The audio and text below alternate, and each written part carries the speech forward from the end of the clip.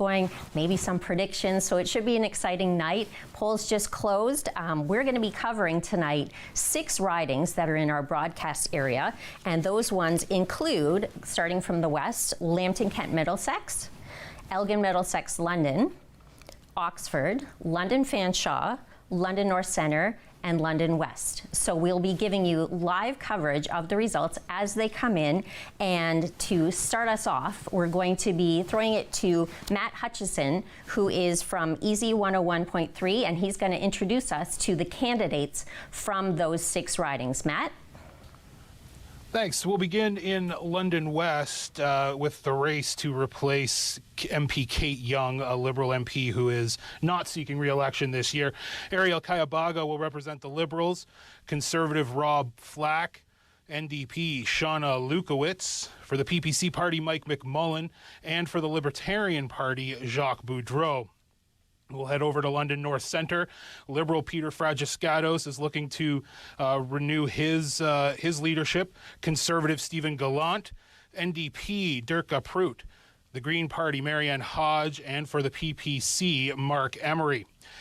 Checking out London Fanshawe, Liberal Mohammed Hamoud, Conservative Matthias Vanderlei, for the NDP Lindsay Matheson will be seeking re-election, and for the PPC Kyle Free. Lambton, Kent, Middlesex, Sadit Renaud for the Liberal Party, Leanne Rood for the Conservatives, she's looking for re-election, Jason Henry for the NDP, Jeremy Hull will represent the Green Party, and PPC candidate Kevin Mitchell. We will now head over to Oxford County. Elizabeth Quinto is vying for the Liberal seat. Conservative Dave McKenzie seeking re-election. Matthew Chambers for the NDP. Wendy Martin with the PPC. And for the Christian Heritage Party, Alan Scoville. And in Elgin, Middlesex, London, Afziz Ajabuwu, Karen Vecchio will look for her 3rd term. Caitlin Cody for the NDP. Green Party, Amanda Stark. Chelsea Hillier for the PPC, and for the Christian Heritage Party, Michael Hopkins.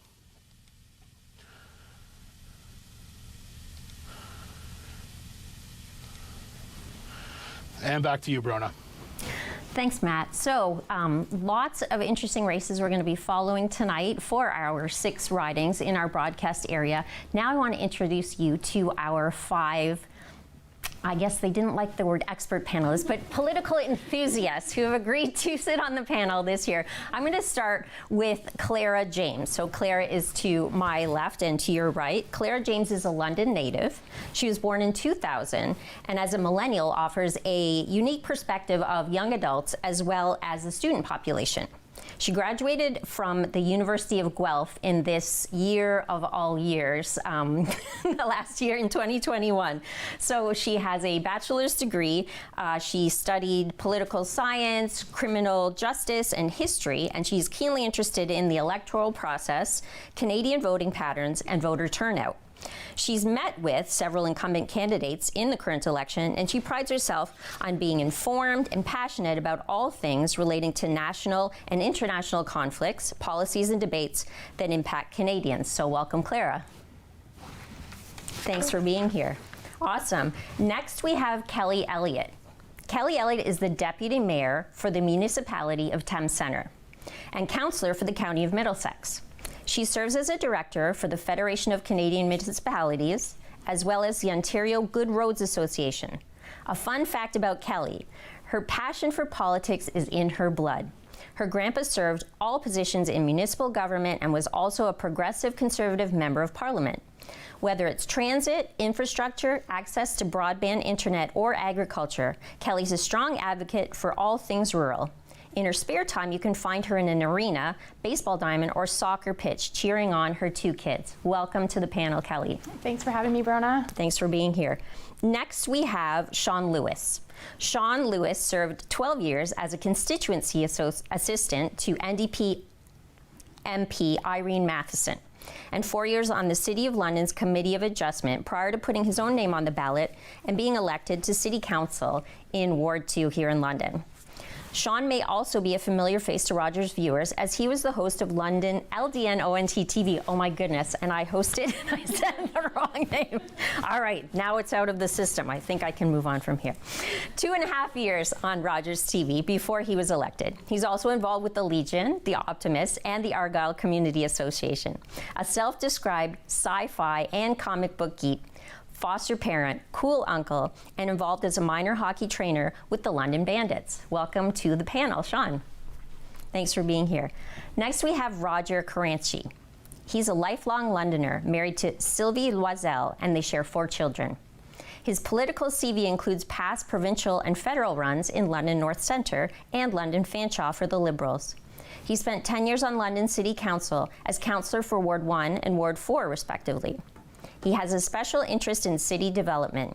He was instrumental in securing contributions from the provincial and federal governments for the area's largest infrastructure project, which secured larger and cleaner water capacity for the City of London and the Greater Southwestern region.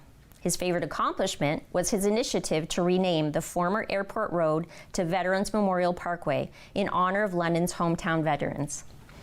Roger has also been very active in planning and development for affordable housing in London, with the builds of 112 affordable housing units at Residencia Italia and Residencia Ortona, and is now in the planning stages for another 180 affordable housing units on the old Victoria Hospital lands. He's a licensed real estate agent in London.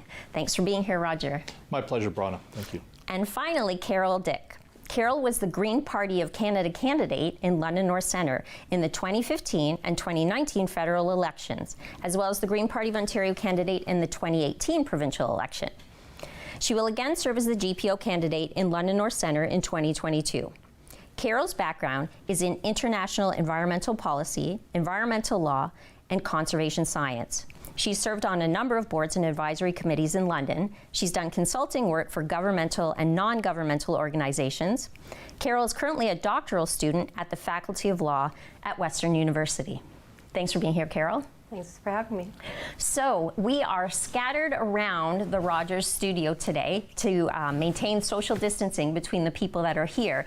So if you're a little bit surprised, some of our panelists are just going to have to be jumping in when they have a point to make. So I think we're all going to end up being friends at the end of this 2.5 hour broadcast. At least I hope we all are. Keeping this part of the campaign at least as friendly as it can be. We have our agreement. Everybody seems to be nodding, so I trust. Well, the good news is none of us are on the ballot tonight, so at the end of the night, we can all go home and get a good night's sleep. So. Well, I think unless you have like kids to drive across town in to various schools, because it's difficult to get around the city right now, but we can get into transit later, perhaps. That will be a topic. I'm just happy the tryouts for my hockey team aren't until 8 p.m. tomorrow night, so. So if it's 2 a.m. before we have a decision tonight, I'll still get my sleep.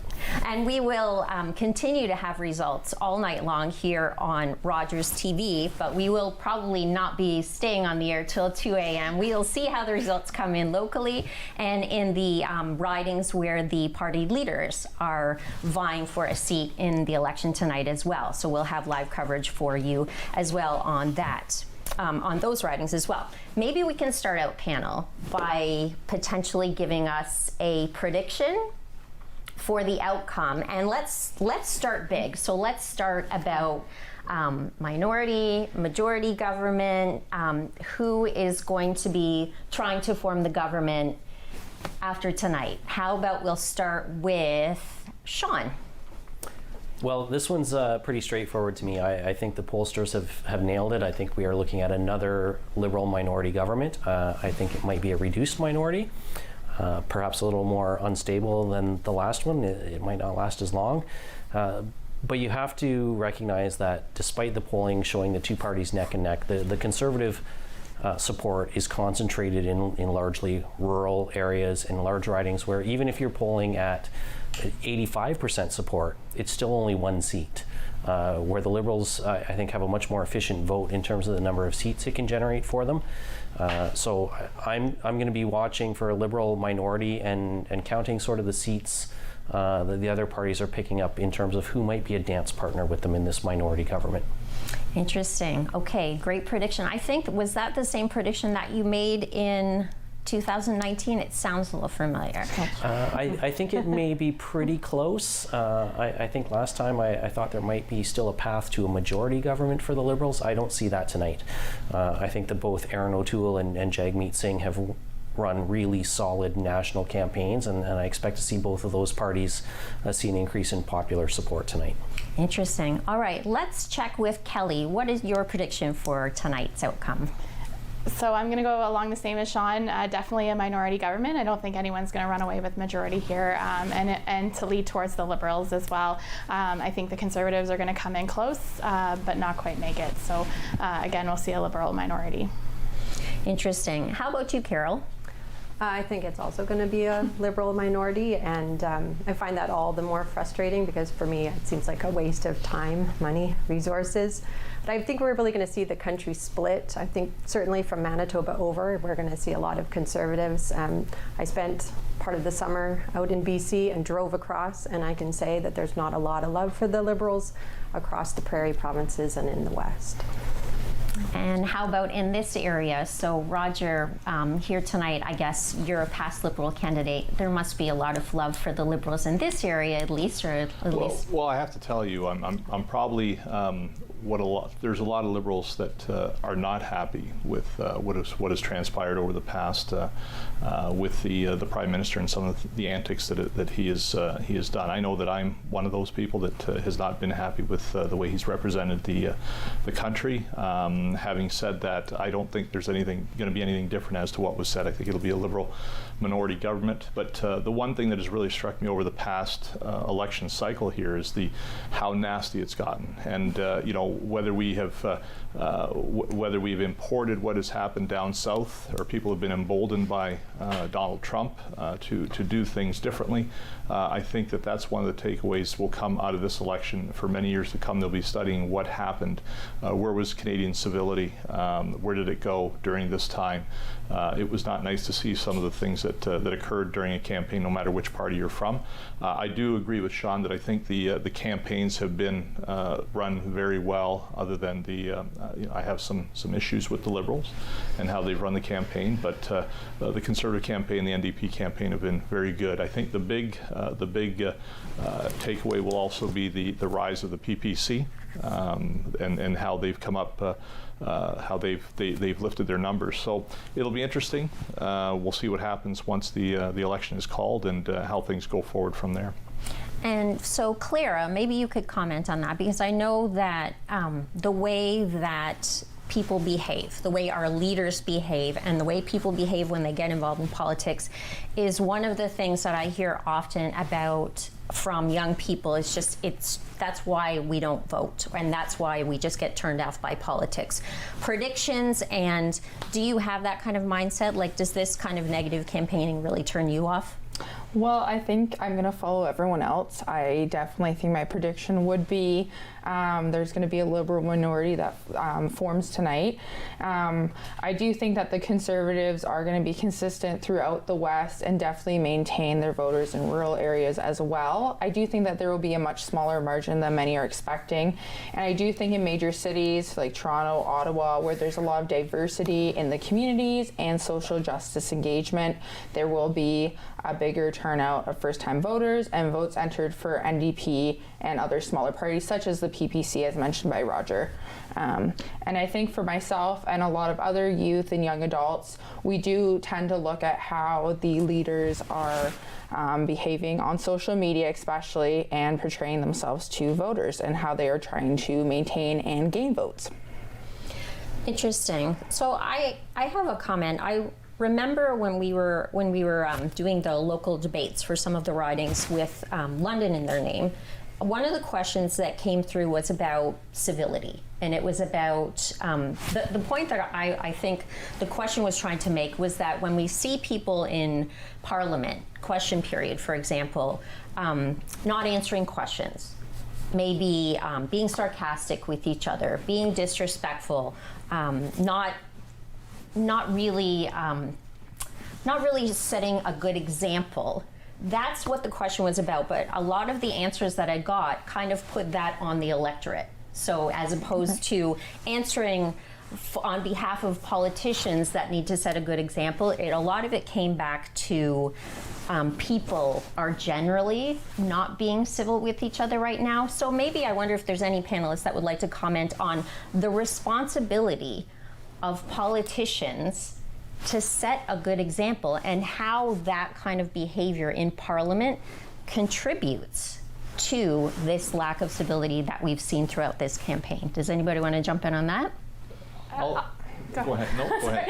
I think it's a bit of a vicious circle, I would say, in the fact that I had this conversation with my daughter. She's 12. She's very interested in politics, and I was telling her stories that my grandpa would always tell me when he was an MP, and he would say, we would argue across the aisles, but then at the end of the day, we would shake hands and we'd all go out for dinner. Everybody was friends. It didn't matter what your party was. You were there because you respected everybody that was in a seat there. That's gone, and I think the divide in the parties has become so strong, and it's, I came across this when I was helping Kate Graham with her leadership, with her Liberal leadership race, and I had people calling me and saying, your grandpa would be so ashamed of you that you're helping a Liberal, you're supposed to be Conservative, and it's become, we've distinguished people by their party instead of just helping good people and your friends to get involved. But I think it comes down to it too in that behavior, and I've said it all along in this campaign that people are feeding into the attack ads. Like, the public's enjoying it. You look at the rise of the PPC, that has been overall a negative campaign, and people have fed into that. So I think when the general public feeds into it, the politicians don't need to change. They don't need to change their behavior because their electorate is enjoying it. For the most part, I think I'd like to think there's more people like me who enjoy the civility of it all and wish we could get back to, the days where we could all shake hands. But I think it is a vicious circle where everybody's responsible for it. Well, and jumping in on that and building on what Kelly and Roger was saying, and Roger knows that I'm only grinding his gears in a friendly manner. In 2011, we were on the opposite sides of a hard-fought campaign. And when the campaign was over, in fact, Roger later was on LDNO and TTV here with me, and we found a cause to start working together on around homeless veterans. But to Kelly's point, that civility is disappearing, and the public does feed it. And here we are, the Thames Centre deputy mayor and a city councillor here in London, and we are exposed to it every day. The abusive language, the social media trolling, this is the public approaching us with all of this negativity. And as much as you try as a human being to rise above that, you still at the start of the day put your pants on one leg at a time. You're a human. You can only take so much of that before, frankly, you push back a little and say, well, if this is if you want a blood sport, well then, if those are the rules of engagement, I'm going to have to push back a little too. And I think that every politician suffers from that a little bit. You try to be optimistic, you try to be hopeful, but you're constantly bombarded by negativity from the public. And so there's culpability on both sides in terms of the level of civility. Yes, politicians, we need to try and do a better job, and yes, we do need to have a thick skin, but especially when the criticism goes after our families, our kids, our personal lives, and that happens, sadly, way too often, it's no wonder the civility starts to disappear from the public engagement. Well, and to add to that is once you start having a lot of that negativity, and whether it's politicians attacking each other across the line in partisanship, or whether it's the public attacking you, what you're going to find is that a lot of really good people who would normally step up to the plate to become involved in politics won't. They step back. And once, we have a lot of really good people say, I'm just not willing to put myself out there like that, then you're going to have more of the people who want to engage in the more vicious behavior because it's just running off of them. So I think, after this election, we really need to do a lot of self-analysis.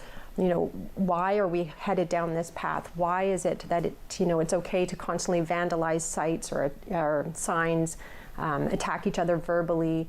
If we're going to get anything really done, any of our big problems that we have to deal with COVID or climate change or anything, we're going to have to reach across the lines. We can't keep attacking each other like this. If I can add, you mentioned the fact that during question period these things tend to happen.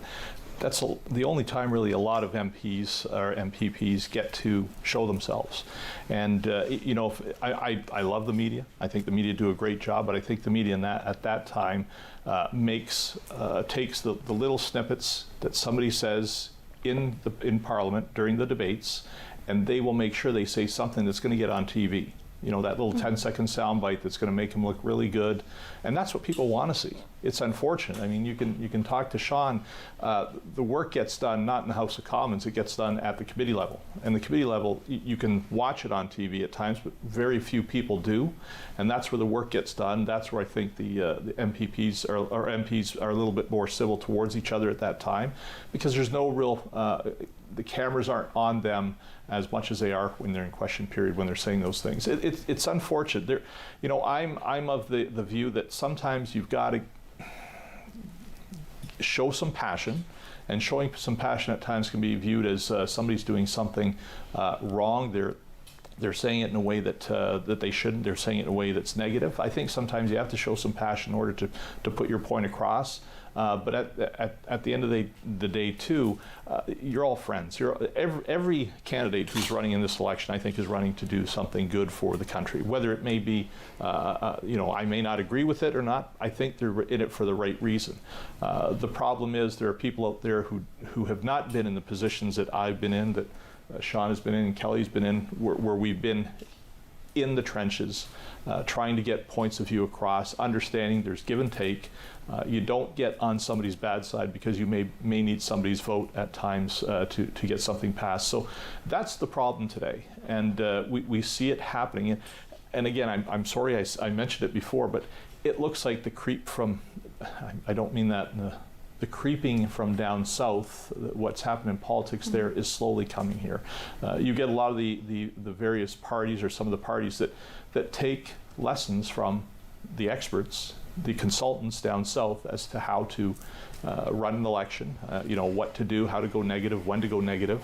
And that's unfortunate in this country, because that has never been the way. It's been a lot more civil, and we see what's happened now.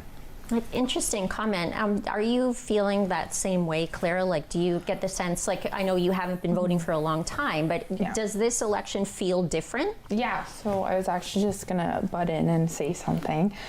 So I think that one of the really big differences in this election compared to a lot of other ones is just the social isolation a lot of community groups and community members have been feeling, which I felt has allowed them behind closed doors to kind of come up with all of these conclusions and not necessarily understand the processes and things that they might have otherwise been shown on TV or gotten to interact with long before an election was called in the middle of a pandemic. So I think that for sure, for students like myself, or political students like myself, it's been very confusing to kind of understand all of these different patterns and trends we're seeing and interactions between parties that may have been much different had this pandemic not have occurred. So yeah, interesting. So Clara raises a great point there, Brona, and I just want to jump in on that. You know, absolutely. Typically in a campaign, you have different community groups hosting events. You've got the campaign rallies.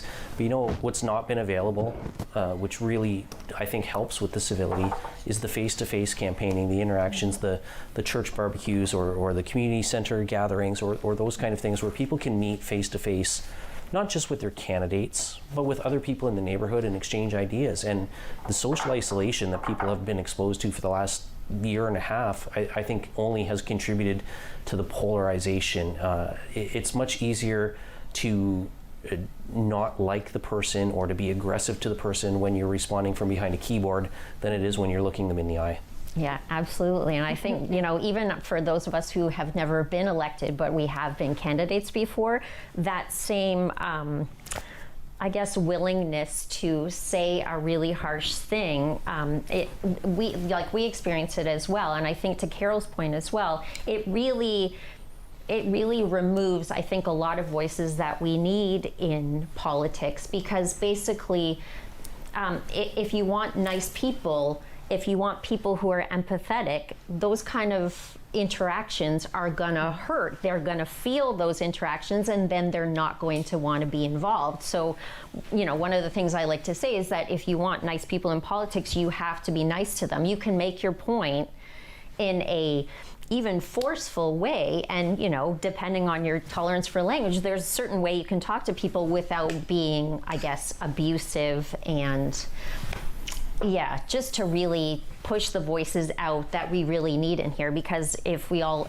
we end up with is people with thick skins who don't really care about the way that they're talked to, then I guess it just is kind of like what Kelly was talking about, that vicious circle that just keeps on getting worse and worse. I think to jump into that, you know, we're here talking about the federal election, but we also have to remember we have a provincial election in the spring and we have a municipal election in the fall, so we still have a year left of campaigns to go, and I don't think it's going to get any prettier. And I think too, and you know, Clara mentioned this, that social isolation has frustrated so many people, and you know, Sean mentioned too about, you know, the negative impacts that municipal politicians are getting, and over the past year and a half, it has gotten bigger and bigger, and it just keeps getting worse and worse. And you know, and my work with FCM and with Ontario Good Roads, I talk to municipal leaders from across this country, and we are losing so many good municipal leaders because over the past year and a half, they just say, why bother? Like, Yeah, it why becomes, do I put up it's not with worth it, right? Yeah, exactly. It's that I can go and do something for my community just as valuable in another sector, and Yeah. I don't have to put up with what I'm being asked to put up with, and we are seeing, and I know with some open seats coming up in the municipal election here in London, I've talked to a couple people and said, have you thought about running? And I would never do that. I would never subject myself to that, and it's a shame because these are good people who, you know, would serve the city well. You know, they might serve well in other capacities, but it comes back to what Carol was saying earlier. Good people are walking away from even the opportunity to serve because they can't take the negativity, and I don't mean that as a personal comment to them. The negativity is so overwhelming that you just say, you know, I'll find another way to contribute. Yeah, and you know, it's trickling down to the next generation, because just this week I was speaking to a class of grade 4s and grade 5s, and one of the questions they asked me is, like, why would you run? Like, why would you put yourself through that? I mean, they added an extra layer, which was, why would you run if you know you're not going to win? Which I was like, thanks, guys. But that's the thing, is like when they witness this kind of negativity, I know there was a lot of kids that were really affected by seeing what had happened to the signs, particularly Peter Fajascatos' signs. When kids are seeing that kind of behavior modeled, it's not going to really inspire them to say, you know, one day I want to see my name on that sign, I'm going to run and then have someone deface my signs. And so we have to really think, like, what are we modeling for our children that are going to be coming up, both as voters and potential candidates? I mean, Yeah, go ahead, Clara. I was just gonna say, kind of tapping into what Carol and Sean also mentioned, another thing that I've noticed is really just a miscommunication of what these roles actually are to younger generations who may be interested in politics. There's not a lot of transparency sometimes with what the role really entails, and then they get into something and they don't quite understand it, and then they feel like they might give up. Whereas I think if there's a better kind of explanation of these roles and modeling of these roles by active politicians and candidates now, then it will give us a better step forward for the future. That's a great point, Clara, because I was actually, I was feeling like we're maybe starting off kind of on a sad note, and we have a lot of broadcasting to do for the next couple of hours, and I was thinking, like, well, okay, we've talked about the negativity, and I've been involved in politics now for almost 20 years, and I've seen a difference for sure, right? So the first campaign I ran in 2003, I was shocked by the level of negativity between the candidates, really, right? It was a provincial election, but this is next level, I think, this election. So what, our viewers, the politicians that may be watching tonight, people who are maybe political geeks, or anybody who is tuning in tonight to find out results, but actually is tuning in because they care about politics, who's got some constructive ideas like Clara's in terms of how can we try and turn this around? Well, I do want to say one thing about the candidates. I don't think that necessarily the candidates don't always get along, and often the public don't see what's happening behind the scenes. So in all 3 of the campaigns that I've been in, I actually got along great with pretty much everyone. We had a good relationship. Everyone was really nice to each other. You know, we shared some baked goods, things like that. And the public doesn't see that. There is actually some, you know, we have some camaraderie. During a campaign, certainly in London North Centre, you spend more time with the other candidates than you do with your own family. So when the election's over, you actually miss the people, even though they're your opponents. So I do want to say, like, it's not all negative. There is some level of negativity, and some of that gets played up. You know, everyone has to make their points. But mostly, I would say, at least in London North Centre in the last 6 years, everyone, whether at a provincial or a federal level, have gotten along pretty well. So I think that's something to build off of. I don't think every riding is horrible. Something positive. Yeah. You know, I don't think it's ridings are horrible. I think there are some people out there that are horrible. Yeah. This morning, I had my TV on to CNN. What do you see on CNN? They were talking about the Canadian election, which you rarely see. What did they show? They showed the gravel throwing incident in London, Ontario. You know, that doesn't make me feel good about the city here. Having said that, it's one person who did something wrong that reflects negatively on the whole. And I don't think that we should look at it that way. There are a few people that do those types of things, and they're the ones that you have to really be worried about and try to get rid of. I'm glad to see that that was taken care of, but that should have never happened. It shouldn't get to that level. We should never get to that level as Canadians, as Londoners. And I would hope that things are more civil, but we have heard, I think every one of us here has heard over the past years, that negativity is coming, and it's finally reared its ugly head here. I would hope that this would be as ugly as it gets, and then starts to go back. You know, it can crawl back in its hole and stay there. So I don't like to see this for elections. You made a great point, Carol. I loved campaigning and talking to the other candidates and becoming friends with them. And some of them are off guard. You get them off guard at times. They don't know how to react to it. But I think it shows that we as people in politics want to make sure that you hear everybody's point of view. I mean, there's some, if you look at the various platforms, there may be various good ideas on somebody else's platform. And that's the beauty of municipal campaigns and municipal candidates and municipal things that you put in place. You get to hear from everybody. There's no party politics there. And Kelly may hear from somebody who's affiliated with the Liberals, may hear from somebody affiliated with the NDP who has a great idea. They'll bring that, they'll meld that into one good idea, and away it goes, and it'll be part of what the municipality does. And I know that I did that when I was on council. You have to get other people on side, and if you don't, nothing's going to happen. So it's different when you're in a federal or a provincial campaign, because once you gain a majority, you can do whatever you want. Municipally, you have to work with others, and that's the thing about it. So federal and provincial candidates have a long way to go to learn to listen to others and try to get ideas and make them better. With a minority government, it does help. With the way that the pandemic has been dealt with, you know, there are ideas that came from other parties that the Liberals had to put forward in order to stay in power and help out. And I think that was a good thing. I don't think it was a bad thing. Yeah, picking up on what Roger was saying there, if you want to see some hope in terms of the negativity, look to your municipal councils, because he's absolutely right. There are no party politics there, and people may come from very different ideas but find ways to meet in the middle. You know, and we joke about it because we're good friends, but Councillor Squire and I come from very different approaches to certain issues, and yet we're often able to find a middle ground, and then at the end of the day, go out for a beer afterwards and talk about how the London Majors or how the London Knights are doing. And I've heard you go out for more than one beer. Well, we don't count after one, so you know, municipal politicians, we're not really good at math. One is as high as a number as we go once we've left the committee room. But picking up on what you were saying about, you know, so we could have started the show and said, there, we're all done. We've all predicted a Liberal minority government, because we all made that prediction.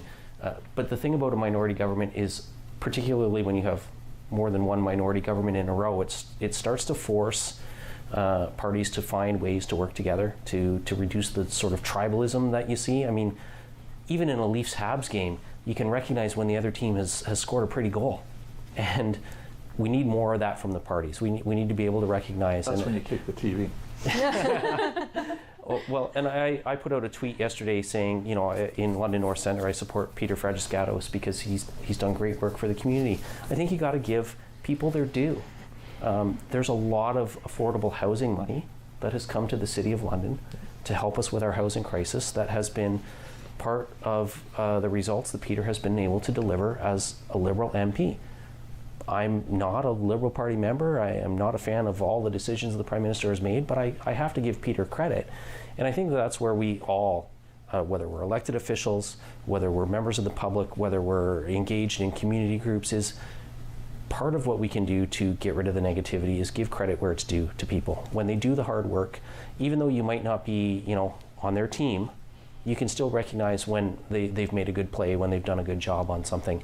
And there are MPs from every party in our federal parliament who do good jobs for their constituencies every day.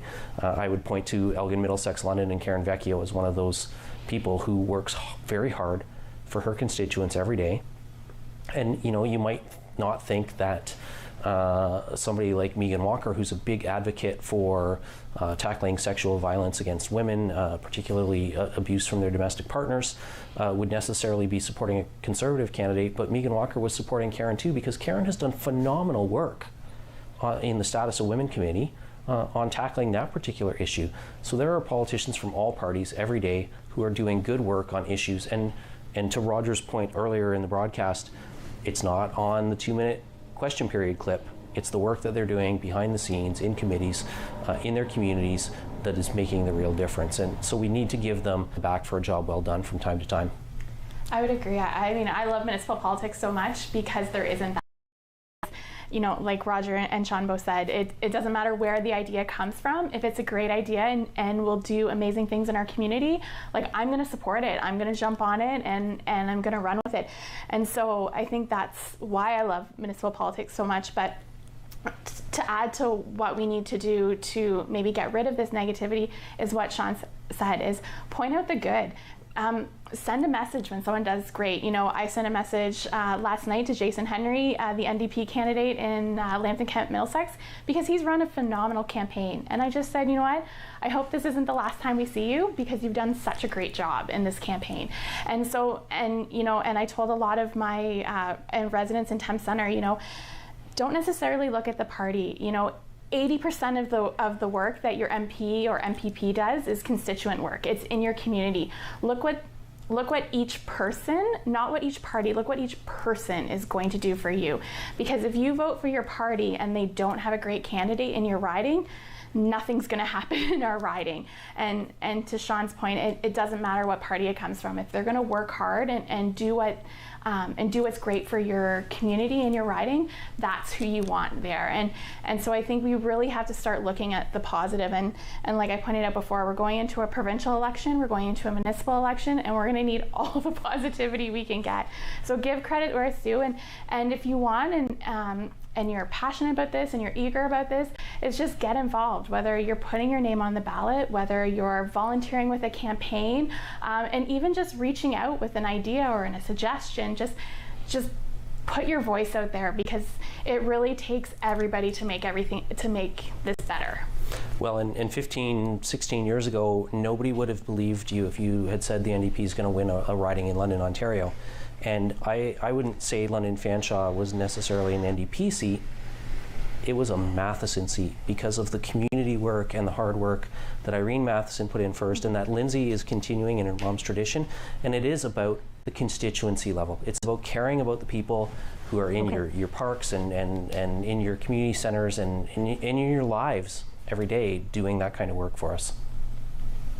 It's, you know, really a treat to be on this panel this year, because I think we actually have people in this room that I have, you know, on my social media follow, I think, pretty much everybody, and I have noted every one of you at some point has complimented someone or a policy that is coming out from another party. So it really, I think, maybe this is one of those things, is setting a good example and admitting that other people have good ideas. And I think, again, coming from having run some campaigns before, I consistently am sitting beside people who got into politics for the right reasons. And that's I think, you guys can probably all vouch for this.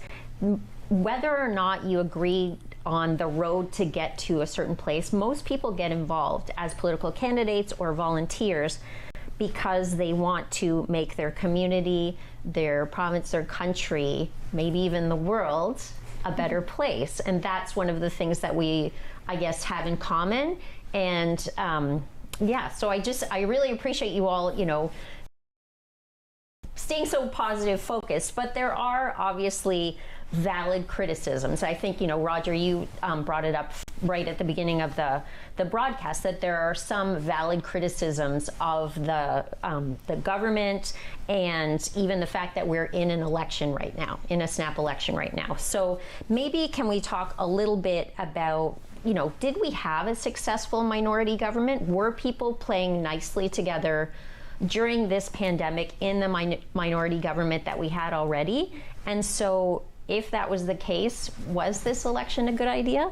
I mean, I could kind of jump in on that. I think that this election was definitely very fast tracked from where I think an acceptable kind of midway point would have been to call one. I also think that throughout the pandemic, it's been really hard to really get a good idea of what the government has been doing behind closed doors, especially after their summer break.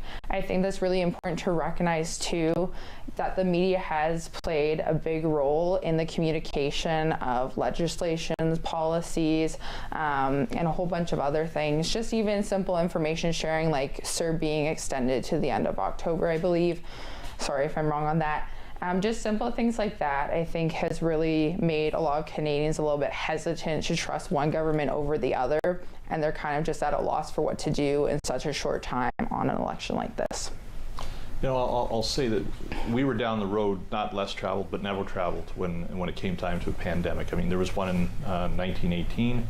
I don't think any one of us can remember that one, but the way the government handled this, yes, you can give them fault for mistakes that were made, but you have to give them some slack because of the fact they're going down that road for the first time. Absolutely. I just wish that, there's people out there who say, well, we're all sheep because we follow what the government says. Well, you know what? We follow what the scientists say. I'm not an anti-vaxxer. I'm a person who believes in science, and I think that the government has to do that.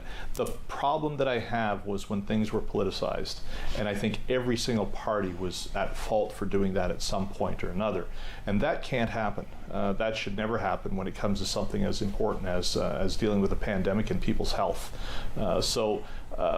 Hopefully they've learned from this. There will be another pandemic at some time. I hope not for many, many, many years, but there will likely be one. And I hope that the manual is written.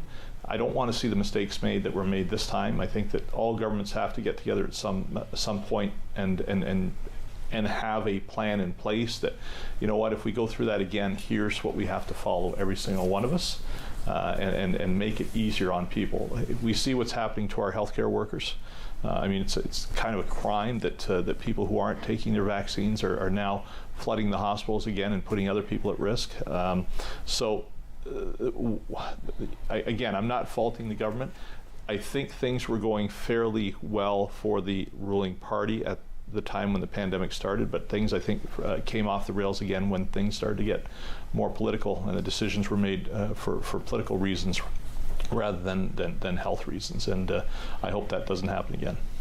I think when we look back, 10, 15 years from now, and people, much smarter people than I, like Clara, is going to be studying how the government reacted to this pandemic, and that's when we're going to know whether or not we did a good job, and even from the federal level right down to the municipal level. And it's tough being, and I'm not even going to try and say from a federal level, but even on a municipal level, like making these decisions in this pandemic, is a whole new world. And all you try and do is just do the best of what you can do. And there's people that disagree with it. And I think calling this, I don't think Trudeau had he had to call this election. I don't think he had any other option but to do that, because there was so much, and I said it before, people are just boiling over. You know, they're tired of the lockdowns, they're tired, they just want to get back to some sort of normal. And I think it just got to that boiling point that change needed to happen, and whether that was an election or it was a complete 180 in how we were reacting to this pandemic, it was going to have to be one or the other. And you know, it's unfortunate this election got called, but I think it had to. You know, I think that there's a very fair observation there, and I reflect back on what things were like in the first 2 or 3 months of the pandemic, when things first got locked down, and you know, as municipal politicians, Kelly, you know, we were very much flying blind and depending on the best advice that we could get from the province and the federal government at the time. But they were dependent just as much on the best advice that they could get from their scientific advisors at the time, and there wasn't a whole lot of information to go on. But there was a coming together in those first 2 or 3 months where parties really did sort of lay down their swords for each other and work together and try and find ways to support something going forward. If you remember the camaraderie between Minister Freeland and Premier Ford. Yeah. I mean, it was incredible to see people that normally would be at each other's throats in a political sense were sound like they were besties, and they wanted to do everything together and make things.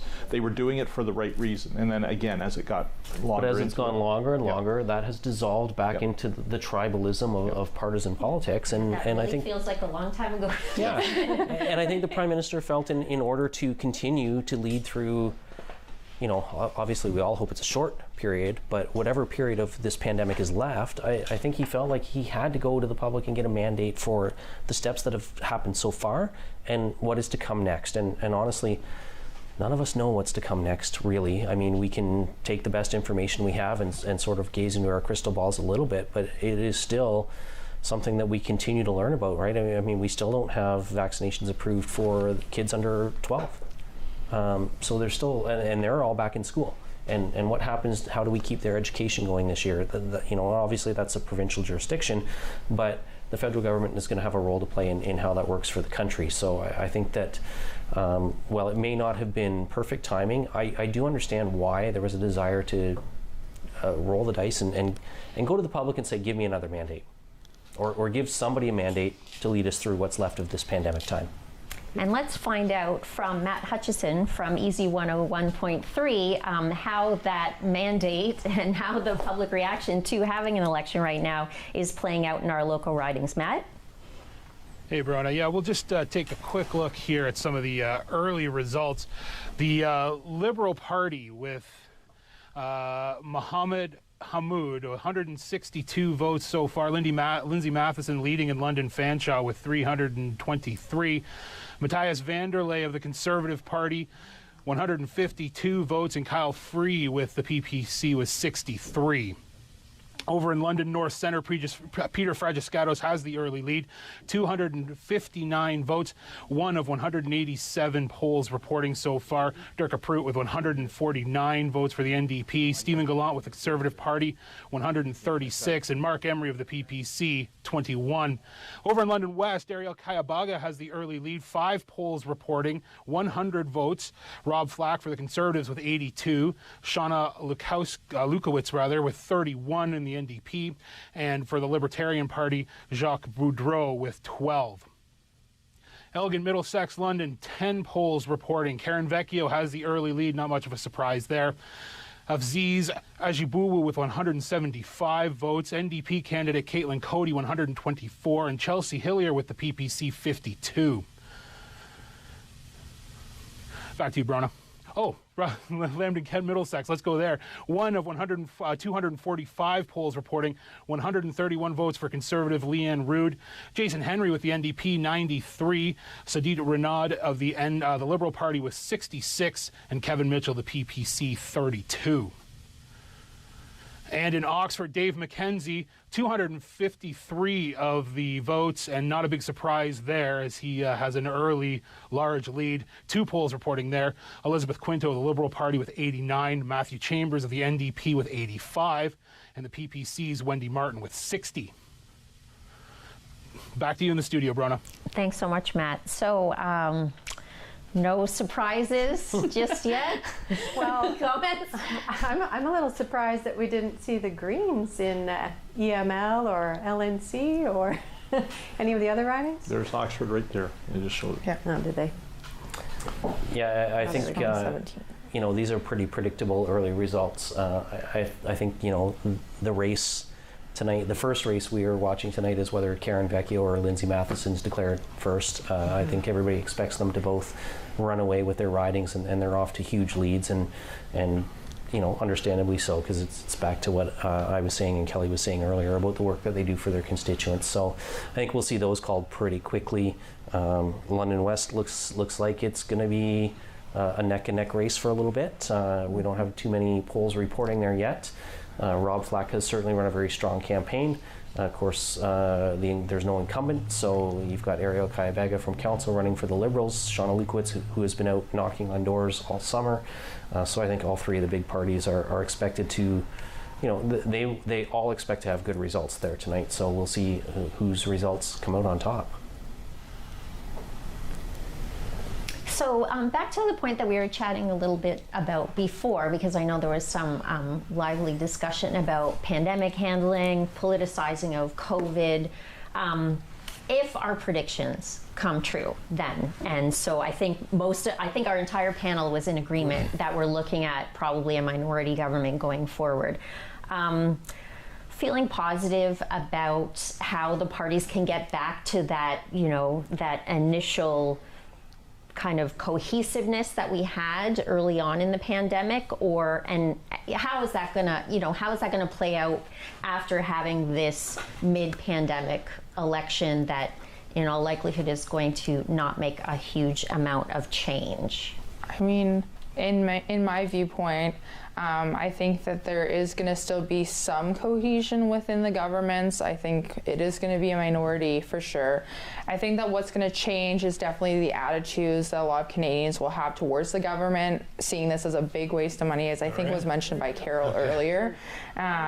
Expressing a lot of, kind of just uncertainty, and there's going to be a lot of questions to be answered by whoever is holding a seat of power, and there's going to be a lot of responsibility, I think, for MPs to answer to their ridings, answer to the faces of Canadians, and give them valid responses for their concerns in such an uncertain time like the pandemic. Mm-hmm. Thanks, And Claire. I personally think that a minority government is the best way to deal with some of these crises.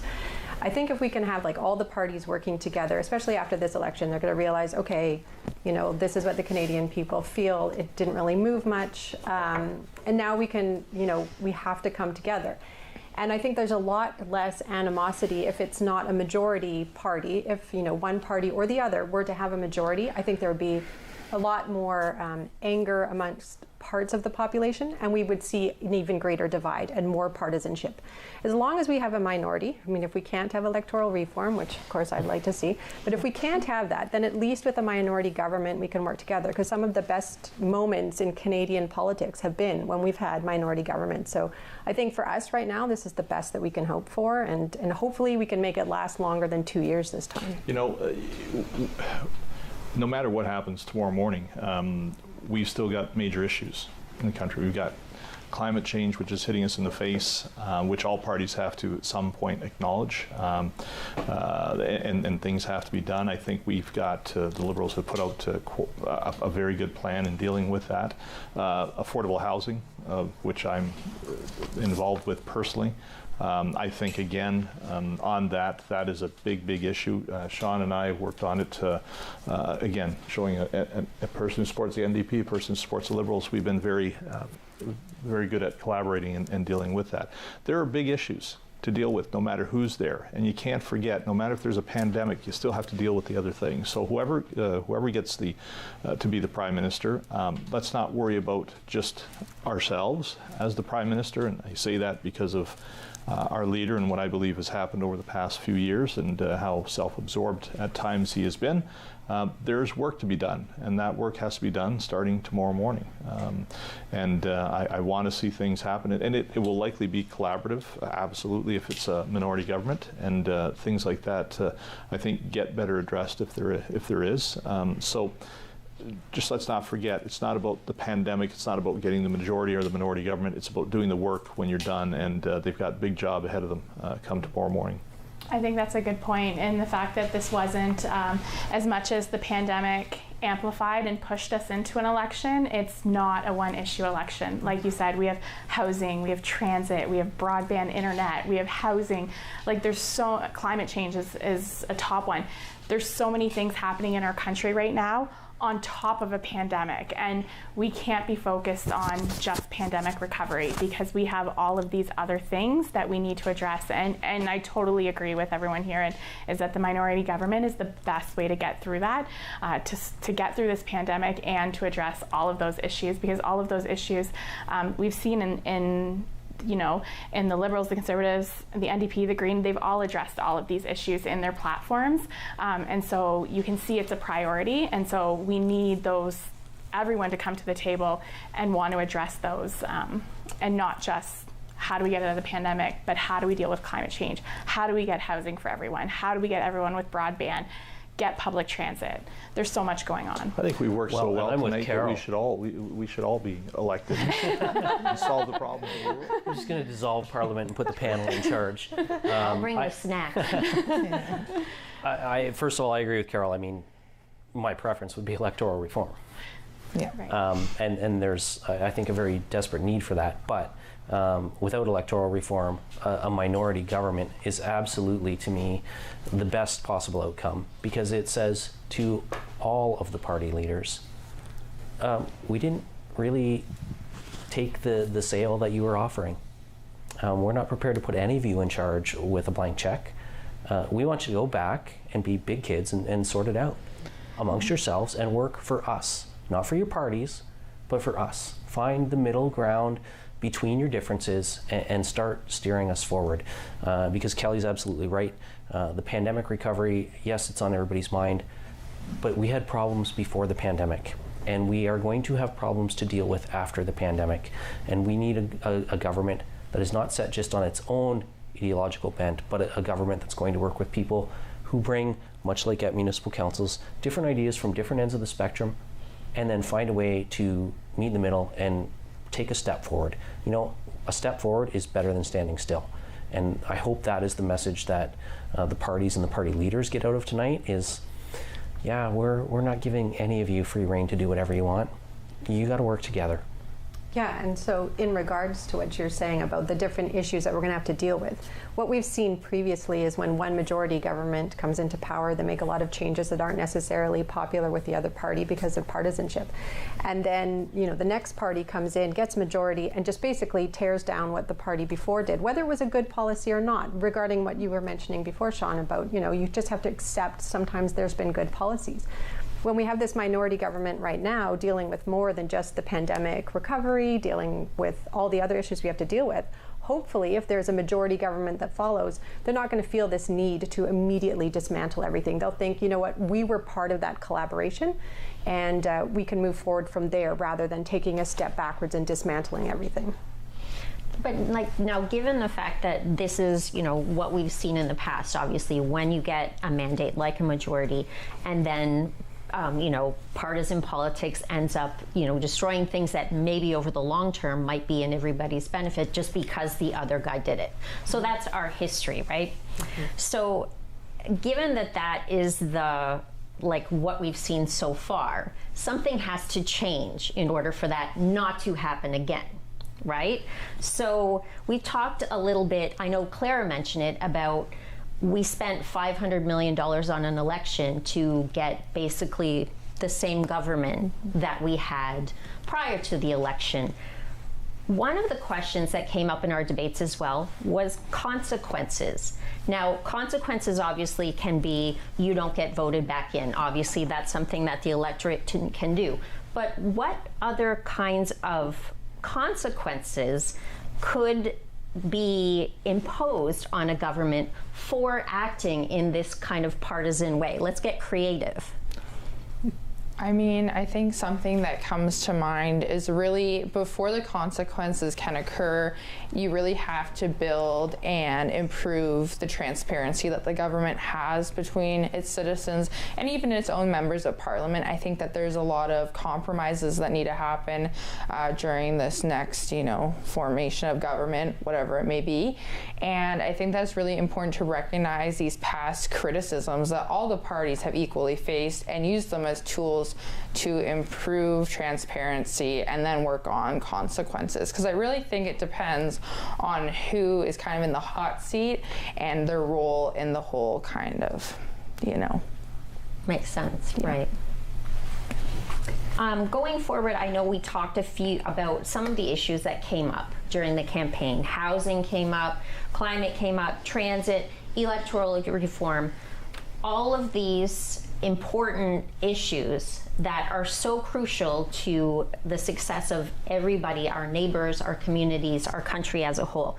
So important, but they all cost money to do. So it all involves budgeting. And one of the issues that got very, very short shrift in this campaign, and a few of the candidates commented this to me as well, was the economy and budgeting. So can we talk a little bit about how going forward, including pandemic recovery, how is this government that gets, in all likelihood, another minority, going to deal with the economic situation, which is clearly not where we want it to be right now? Comments? Well, I think every election is about the economy. Honestly, at the end of the day, it's, it was Bill Clinton, it's the economy, stupid. Every election, people vote with their own economic self-interest with their wallets. It's whether housing is affordable, whether they feel they're paying too much in taxes, whether they feel like they're getting value for their dollar out of government spending, or whether they just feel like life is very precarious right now and they can't make ends meet. People are looking for all kinds of government ideas right now. There's a lot of small businesses out there that are struggling and had really difficult times accessing the eventual supports that came through. When we talked about a minority government and people working together, it's also going to be about working with the provinces. In our constitutional division of powers, the federal government does not have the heavy end of the hammer. There are a lot of things that fall to the provinces to do, so they're going to have to find ways to work with the provinces, and we've got provinces with vastly different economic priorities because we're still primarily a natural resource extraction driven economy in this country. And whether it's fisheries on the East Coast or forestry on the West Coast or the oil and gas energy sector in Alberta, the prairie farms, obviously in southwestern Ontario, we've got a big piece of agricultural economy as well. These are all different competing issues that are going to have to be balanced because every region of the country is going to need some help, both as we come out of COVID recovery, but what happens if we start to see interest rates rising and see people becoming house poor and unable to pay the mortgages, and the jobs have not necessarily all come back, certainly in the hospitality sector. I know as much as restaurants in particular are trying to hire people right now, there's a lot of people who have not seen their jobs come back in other sectors. So the economy is probably really at the heart, whether you're talking about climate change and how we transition to a greener economy, or whether you're talking about COVID recovery, whether you're talking about affordability of housing, the economy plays an important role in all of those issues. I think one of the big issues that will come out of this regarding the economy is the fact that we have noticed, because we haven't been able to produce our own vaccines, because we haven't been able to produce some of the other things that we've required, our PPE equipment, I believe. Absolutely, yeah. And we've been dependent on a country overseas. We've got to get those things back here, and that will help in creating jobs. I mean, you see it now. Drive by any car lot, any new car lot. There are no cars to sell because of the fact there's chips that are missing, there's parts that are missing. These parts are are made overseas. We were told that it would be cheaper to buy vehicles, a good thing, but we also have manufacturers here who are now they're delayed. They've laid people off because of the fact they can't source the parts. So one of the things I think we've hopefully learned from the pandemic is the fact some of these things need to be brought home. We need to have our own things done. We have to provide jobs to our own workers, our own citizens that way. Not that we don't like supporting other countries, because I mean we are what they call the global village, but we need people to work in this country. We need those things made here. We don't need to be dependent on others, and I think that's a big lesson that should come out of this past pandemic. I haven't really seen anybody that's addressed that, but I'm hoping again that when that manual comes out regarding what to do in a pandemic, we better have our things that we need, that we require here, built in Canada, and not dependent on others to. I remember during the pandemic, there was something to do with vaccines, and we had asked the states as friends, can we have some? And this was when the other guy was in charge, and he actually just came out and said, no, you can't. And I think that was wrong on their behalf. And that just proves the point to us that a neighbor that we depend on so much couldn't help us at that time. We have to help ourselves. So in agreeing with both you and Sean, when you said that our economy is based in natural resources, the thing is we need to shift away from that. We really need to start investing more in our research, technology, innovation. We have to prevent our brain drain, because obviously the jobs are often in other places. And we need to make sure that we can produce the vaccines, that we can be engaged in that research process, that we can make our own PPE, but other things as well. I mean, it kind of stretches across the board. We're shipping out all of our products, and then of course we have to pay more for them to come back to us. So we have to start thinking about what kind of economy we want to see in the future. And I think that the pandemic has really been a wake-up call for us for where we stand in the global economy. And I'll maybe jump off from you, Sean, and I think it's been a theme amongst the night is the working together, and not just the federal government working with the provinces, but also the federal government working with municipalities. And as I mentioned, Brenna mentioned, I do work and sit on the board of directors with the Federation of Canadian Municipalities, and we do a lot of work with the federal government and building those relationships between the federal government and the municipalities. We're on the ground. We're the ones seeing what's happening every single day. We're the ones hearing it when we go to the grocery store, or when we're just out with our kids at the arena or whatever. We're hearing about all of these issues, and so the federal government really needs to come to the table and start working directly with municipalities to work on the economy on the ground level where we are. So again, it just comes back to that, we've been saying it all along, and Sean, on a regional level, we work together and with Marcus Ryan, who's the mayor, and Zora and Josh Morgan.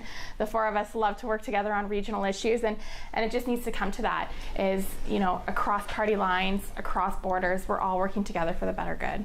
Well, and you and I both know, Kelly, picking up on what Roger was saying, we've had supply chain issues even for municipal infrastructure projects. And to Carol's point about transitioning away from some of the natural resource-based parts of our economy, I think if we looked back, we had started to do that even in the 70s and 80s. Now, granted, it was the automotive sector, it wasn't necessarily some of the things that we should be doing, but our manufacturing base and our ability to do smart manufacturing here in southwestern Ontario, of course, they have the same capacity in Quebec. I think there's an argument to be made that you could see it in places like Winnipeg and Calgary as well. We need to get some of that back. We need to bring back domestic manufacturing production. And it, not necessarily in the auto sector this time, but in some of the other needs we have, so that because I agree with Roger, I think as the globe shrinks, as the population increases, there will be another pandemic. This is our chance to start preparing for that now and making sure that local supply chains, direct needs, things that you cannot just ship overseas easily and expect them to be delivered on time, come back home. You can't wait for something that's coming from a ship across the Pacific Ocean if you need it to address an emergency in your community this week. Great points. I wanted to kind of build on something that Kelly had said, and I think a few of the other panelists have mentioned this as well, is the need to work, really, really well and communicate between the levels of government. and how sometimes that's not that easy, right? For even municipal councilors and municipal elected officials that we have in our studio right now, sometimes it is hard to get your point across and to keep those lines of communication open with the Fed and with the province. If it's hard for politicians, imagine how it feels for people. So some of the really successful, and I think, Sean has mentioned a couple of the people that are doing really well tonight that and there's no surprise in our local ridings, really have that nailed down. When you call the office, you get a call back. When you have a concern, you get responded to right now. How can we translate that to everybody? Because not everybody in Canada speaks English. Not everybody in Canada understands the process of getting a hold of people. Maybe people don't even have internet that they can access or send an email to their representative. How are we going to solve this problem of accessibility, not just for our politicians, but for all citizens who actually have valid concerns and just, many people just don't hear back? I think that we've been blessed in this area. Yes. With the MPs and MPPs we've had, no matter what party they're from. I think they all do a great job at outreach to the community and to the various ethnic people out there. I think over the past few years, they've done a better job. Social media has helped because you can get the message out a lot easier, a lot clearer. I'll say one thing. From my experience on council, I don't think there was ever a time where an MP or MPP who came in to listen to you didn't listen. I think they were very open to doing things here. They represent the area. They want to see things happen as much as you do. So I think it's we've been blessed here. I think to have some very good representatives, no matter what party they were from. And so we have some wonderful examples for, I guess, other politicians. So Southwestern Ontario really is kind of leading the charge to more accessible and accountable government.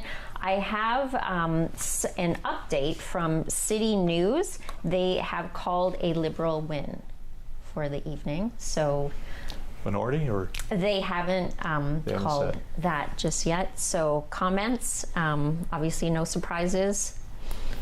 I mean, I don't really think there was any surprise that it would be a Liberal win. I definitely do hope that, as I think a lot of the other panelists have mentioned, that hopefully it will be a minority so that we can see continued cooperation and communication between the other parties. I think it's going to benefit and represent a lot more Canadians if that does happen. If it's a majority, I will be somewhat shocked just because I have been hearing some, rather negative comments towards a strictly Liberal majority, but I mean, either way, it is what it is, and we'll just have to learn from this one and look forward to the next election. Let's learn a few more informations about our local results from Matt Hutchison 101.3. How are things going here in Southwestern Ontario in our ridings?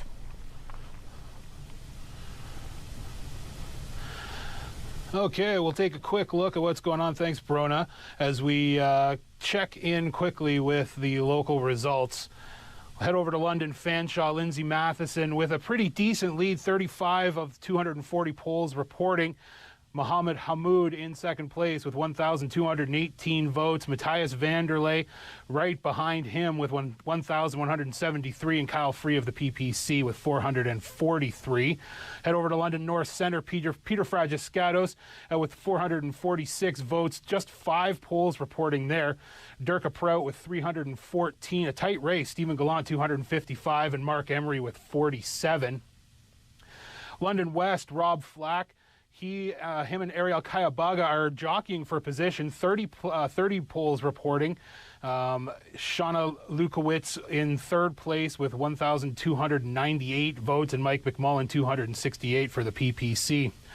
Karen Vecchio, a commanding lead. She's the incumbent, 25 polls reporting in Elgin, Middlesex, London.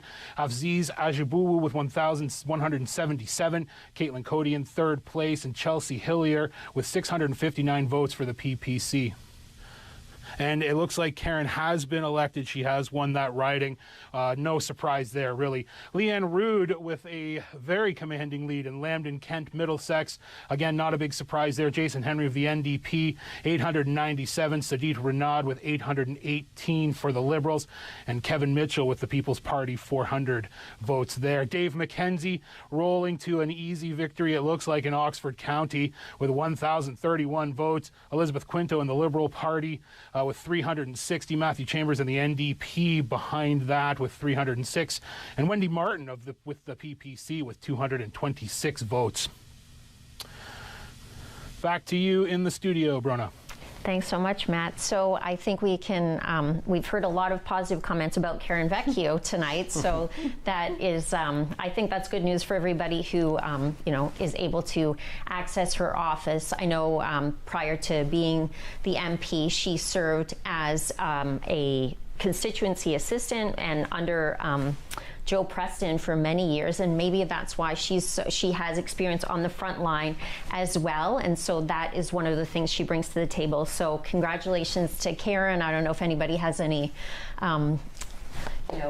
good vibes for Karen, best wishes for Karen. I'll maybe just say, I mean, Temp Center is in Karen's riding, and Karen's always been, everyone says great things about Karen. Karen's always been great for us in Temp Center, and I think you're right, Brona, in the fact that she worked in Joe Preston's office. She knows the issues like the back of her hand. She knows what's going on in Elgin, Middlesex, London, and whether it's in, and Elgin, Middlesex, London is such a strange riding because you have St. Thomas and you have Port Stanley and then you have like Little Thorndale and all these, so you do have kind of a bigger urban center, you have a part of London, and then it's a lot of rural small communities, and so you face every issue across the board in Elgin, Middlesex, London, and Karen knows what she's doing, and so I'm not surprised at all to see her slide to an early win.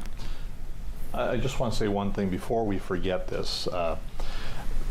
Volunteers who help all these people, no matter if they get elected or not, and the work, the blood, sweat, and tears that they put into it, I think that has to be, especially through the pandemic too, I think that has to be applauded, and thanks to them for being, not being selfish and helping people out no matter which party they're from. So you know how many volunteers it takes to run a campaign and what they do for you, and they don't ask for anything in return other than to see you in the position that you're going for. So before we leave tonight, I'd like to say a big shout out to all those who have helped out the various campaigns across London, across the region, across the country.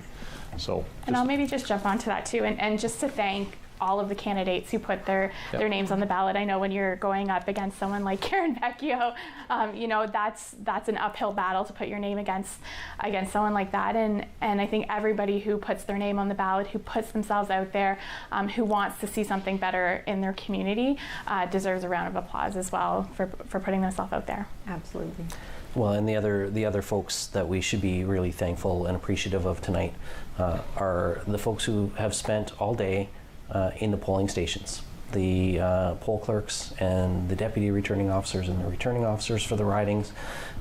Yes, they do get a small amount of pay for this, but especially in this campaign with all the extra protocols that they've had to put in place and to get people through lines as fast as they can. And I know that Canadians for the first time ever are experiencing having to wait in lines to get their vote in the ballot box, whether that was at the advance polls or today on election day polls. So none of this happens if people don't step up and say, yes, I'll work election day.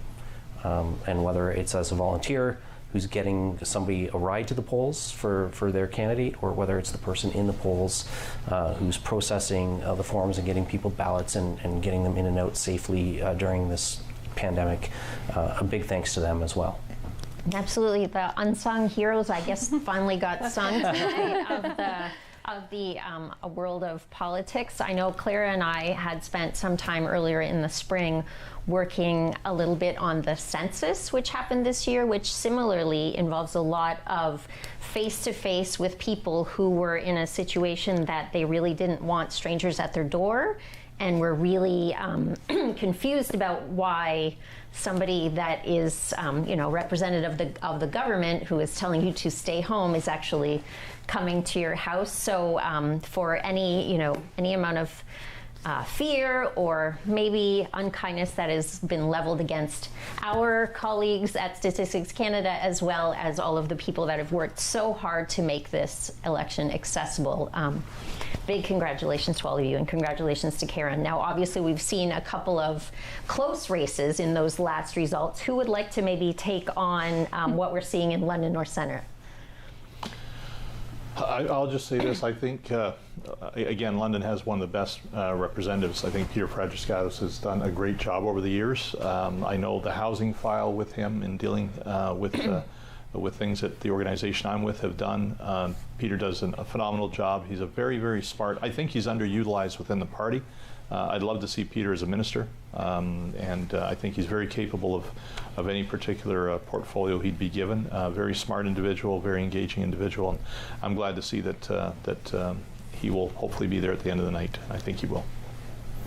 Well, and no surprise, I just see our Rogers TV election results have declared Lindsay Matheson as the winner too. I said that was going to be our first race of the night to call, whether it was Karen and Lindsay, and it was neck and neck right to the end, but I see check marks beside both their names now, and again, I'm not surprised by that. I continue to watch both at the ticker in front of us and online here, and London West may be a riding that we're waiting for the mail-in ballots to be counted tomorrow morning still. I've seen Mr. Flack up by 10 votes and then Councillor Kayabeg up by 6 votes. And as those results are coming in, that's looking like a very close one. There we are right there coming up with a 21 vote difference.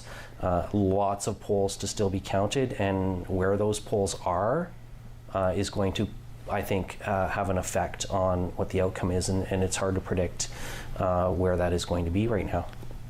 The multitasking of the municipal politician on the panel, watching the screen, and on the computer at the same time. Honestly, Brona, where you learn to do that is on LDNO and TTV. Okay. Once you host that, you're ready to multitask anything, as you've learned from your hosting duties. Now that we're back in the studio, though, I'm going to have to learn a whole new thing. I was just talking in a box for the last year, and it's a privilege to actually be able to bring stories of, people who are politically active, important issues to, our viewers. It's a real privilege for me to have that opportunity.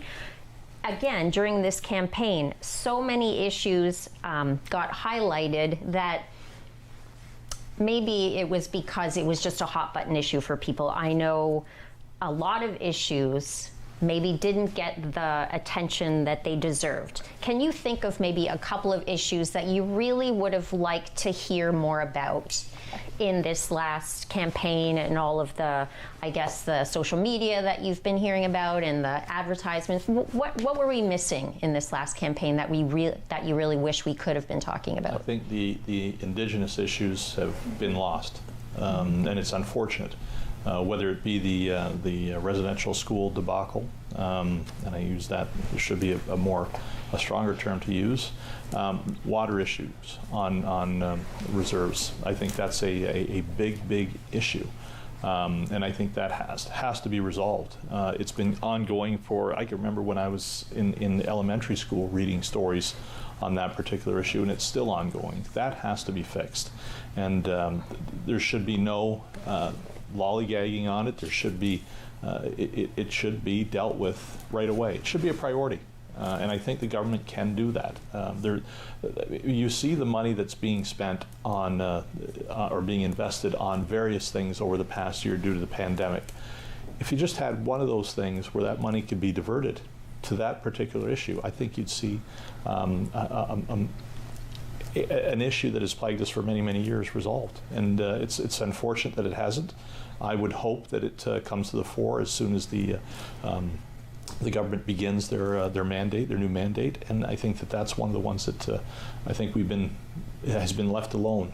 It was a big thing prior to the election. I mean, in May, that was all covering all the news stories throughout, and I think people were just floored by what had happened, that didn't know that this had happened. It has to be dealt with.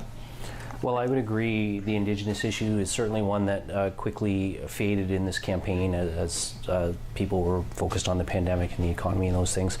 Roger, you know from your time on council, Kelly would know this too. You know, when you talk about clean water for First Nations communities, especially when you talk about places like Munsee or Chippewa or Oneida right here in the London region, there is no excuse. Yep. And all the federal government has to do is help municipalities be good partners with the First Nations.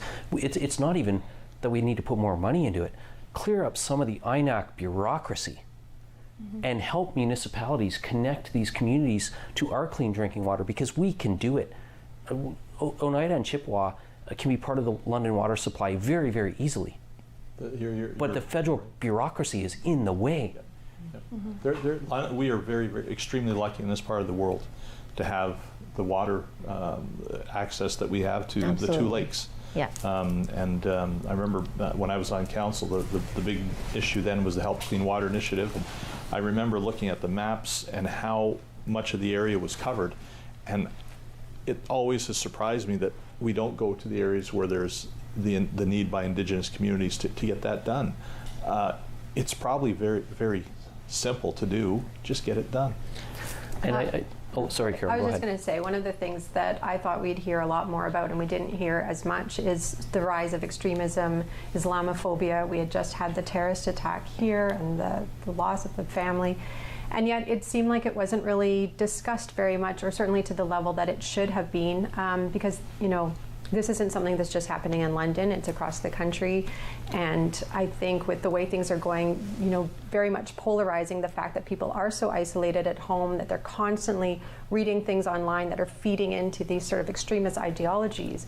We need to look at how we can address that to prevent more tragedies going forward. And wasn't discussed. I think when we had said, you know, this isn't a one election issue, there's a lot of things going on, and even when we talk about the big issues, it's these little issues, Indigenous issues, absolutely. And I'll just touch on agriculture and domestic food supply and how we create green technology and green energy in our agricultural sectors. That's a huge part of it. I know I had emailed out to all of our candidates in Elgin, Middlesex, London, and talked about how climate change is impacting our food supply and our agricultural sector, which is such a huge sector in Canada. So how do we look at business risk management programs that are successful for farmers? How do we look at innovation and science into the technology that we're producing our food with? Because we're not producing food like we did 30, 40 years ago. We need to look at new ways to do that. And how does the federal government play their role in that? And so that absolutely got left off the table as well. Yeah, absolutely. Food security did not really touch anywhere. People did not talk about it, and especially as we're seeing what's happening right now in the prairies with the biggest drought, they said probably ever in Canadian history, and it was never really mentioned. And this is absolutely not only just a food security issue for us, it's a security issue. We need to make sure that we are looking ahead at how we're going to deal with climate change and how we're going to deal with our food systems. And like across the board, we're going to have to deal with that, you know, at all levels of government, because, you know, anything to do with climate change, it has to happen at municipal, provincial, and federal levels, and it does affect our food systems. And the West is the perfect example on what's happening with our food supply. And you look at, you know, Hay West that's happening right now. We're here in southwestern Ontario, where we've been blessed with rain and good hay production. We're shipping it west right now to farmers in the West who are calling their animals because they have no food to feed their animals. And we're at that point right now, and it's happening today. And the federal government hasn't addressed that at all. Well, and food security was certainly something that, as part of the pandemic response and recovery, I know the London COVID Recovery Network that was established as a task force by the mayor, that was food security for vulnerable Londoners was something we heard time and time again. But I think it's been missing from this national discussion. And I think, to Kelly's point, because a lot of us treat it like a regional issue. And don't recognize that our food supply is actually dependent on interconnectivity right across the country. For me, there's another issue that's been missing big time, and the housing file touches it, and it touches it in a very profound way. But that is mental health. and addictions. And we are at a crisis point here in London, and I think in almost every major urban center across this country. I hear municipal councillors at FCM meetings or AMO meetings saying the same thing. We are all experiencing the same problem. Unbelievable and horrifically large numbers of people who are sleeping rough, who are sleeping in doorways, who are suffering from addiction and mental health problems. And as much as healthcare is part of the province's responsibility to deliver services, there is a part of the Canada Health Act that has the federal government playing a role, and that's in the funding. And we know, particularly here in London, since we closed the psychiatric hospitals, and I say we in the royal we because certainly before my time, Roger might have been around, maybe at the beginning of his political career at that point, when Ontario decided to close the psychiatric hospitals here in London. And we never had the delivery of the community support services that were supposed to replace it actually materialize with funding. And without funding, you cannot help folks. And some of these folks need very, very intense intervention and help. And we are not going to solve our housing and homelessness problem unless we also genuinely get to work on mental health and addictions. Well, one thing I just want to point out is that's not just an urban issue, and I know you know this, is that we have to look at it as a whole scope and not as a cookie cutter approach, because it's happening in our rural communities too, in different ways. And so that's something that we need to address as well. And you can't, you know, it's not fair to expect you to send your constituents into another center for service either. The best way we can help these folks is to make sure that services are available in the communities where they live, where their family networks, where their friend networks, where their support networks are. As soon as we have to displace them and send them to another community for help, we're cutting off the supports that they desperately need. The biggest issue with that is the fact that because the hospitals were not known for providing the best service, they closed the hospitals, put people out on the streets. That was the wrong thing, I think, to do. I think the hospitals had to be refought. It is mental issues, or there's mental disease. They should be treated in a hospital. Once they're able and stabilized, then they come back into the community. And I'm not saying lock people up. I'm just saying that we made a hospital. We had a huge hospital here in London. We ended up making a much smaller one when the issue has grown exponentially. We make a smaller one in St. Thomas. It's not right that you replace a large one when the problem is expanding. You try to fix it with a smaller facility. That's wrong. And again, you hit the nail on the head, Sean. That is an issue that keeps going under the radar, and you walk outside the doors and you can see it almost any place in the city. And absolutely, that is a problem I think that everybody has on their radar, and it didn't get, a lot of play in this pandemic election, but there are a lot of people locally and across the country that are going to have to make some really serious big picture decisions going forward. And we're going to throw it back to Matt Hutchison from Easy 101.3 now to find out who some of those people might be. Matt? Thanks, Brana. We do have some results, and they are pouring in pretty quickly. Lindsay Matheson has captured London Fanshawe. Not a big surprise there, winning the term with 4,218 of the votes. 65 polls reporting 240 total there. Over in Lambton, Kent, Middlesex, Leanne Rood, the Conservative, has captured that seat, 5,566 votes. That's a decisive win in Lambton, Kent, Middlesex. That is for certain. So move along, Elgin, Middlesex, London, again, not a big surprise. Karen Vecchio elected for a third term, the Conservative representative there.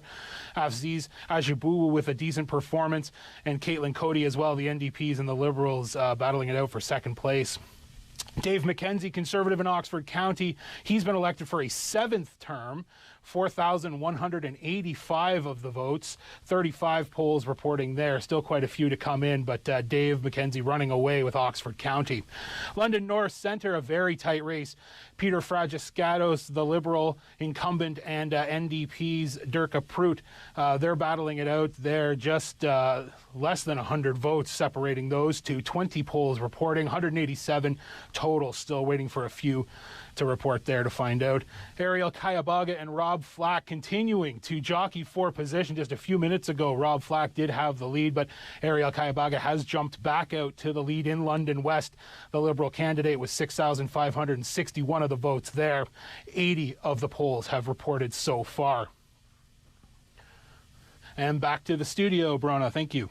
Wow. So I think kind of Sean gave us a bit of a spoiler about Lindsay Matheson. So congratulations to Lindsay taking London Fanshawe once again, the Matheson riding, as Sean termed it. I know Clara wanted to jump in on that last conversation. Clara? Oh yeah, I think just to touch on some of the issues that, I mean, not even just me personally, but that I felt were a little bit underrepresented, was once again recognizing, I think it comes under the umbrella too of mental illness, and just recognizing that there are different abilities that should be recognized, not only by able people but also disabled people, and recognizing that we need to really cater to and recognize and form different approaches so that they can have their voices heard in Parliament and have legislation and policies kind of reflected.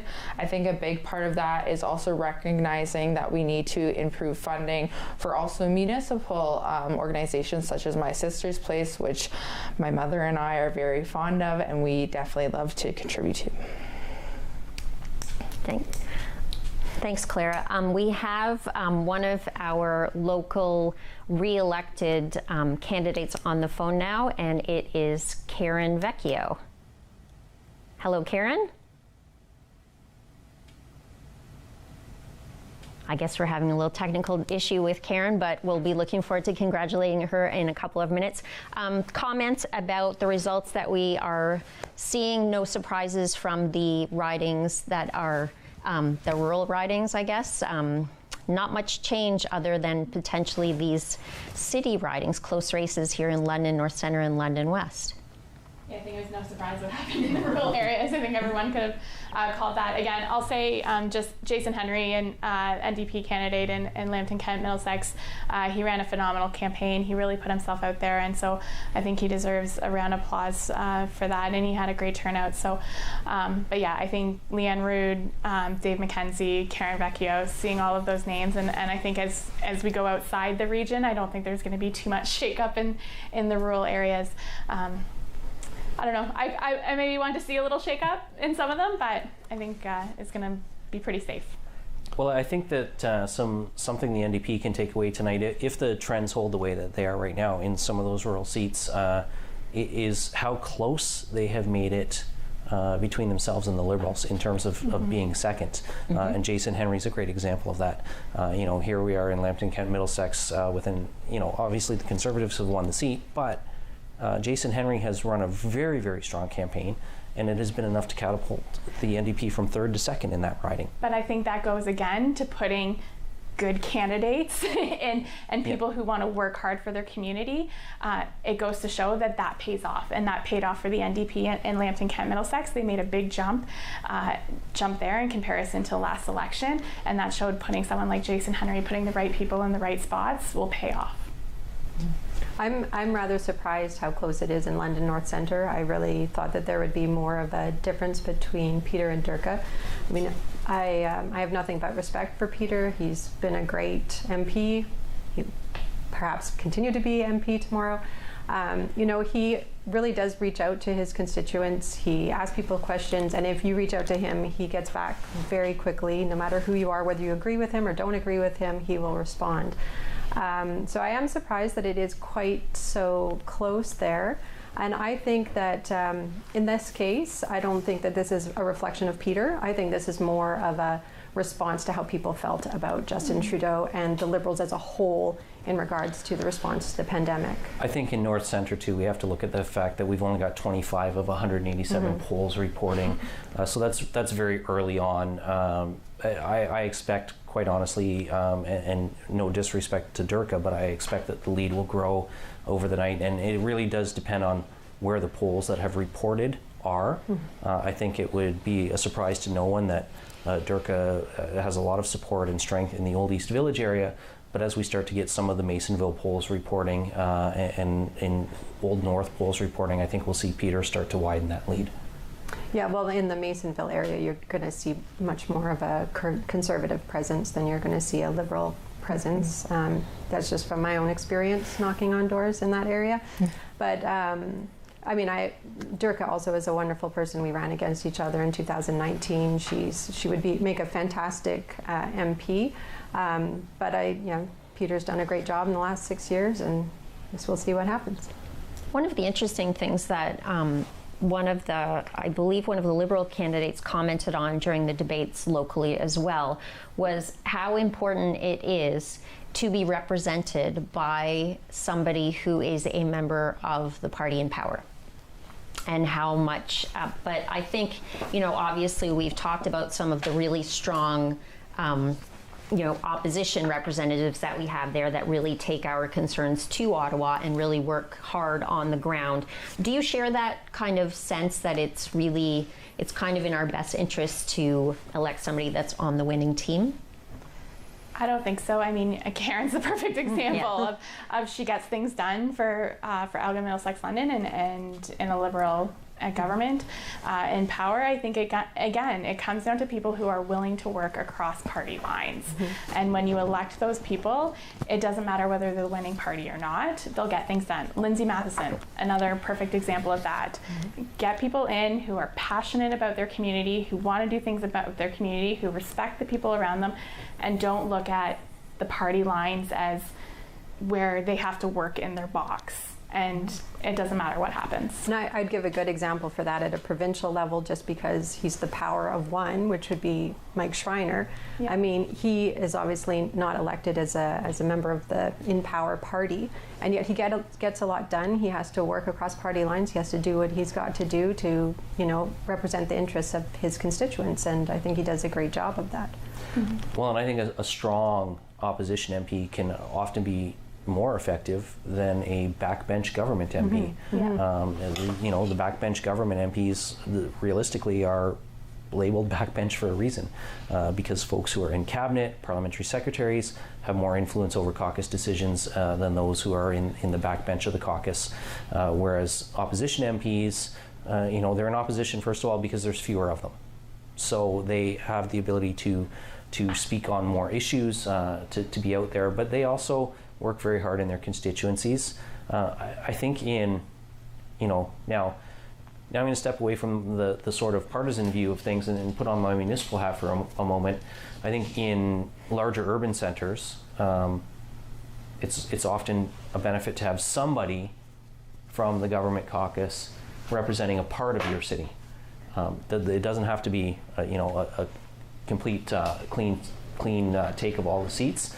But I think it is helpful when you've got multiple seats representing a single community to have somebody with the ear of the cabinet ministers or the ear of the House leader or the party whip or things like that, so that those issues from the community can be brought to the government's attention as well.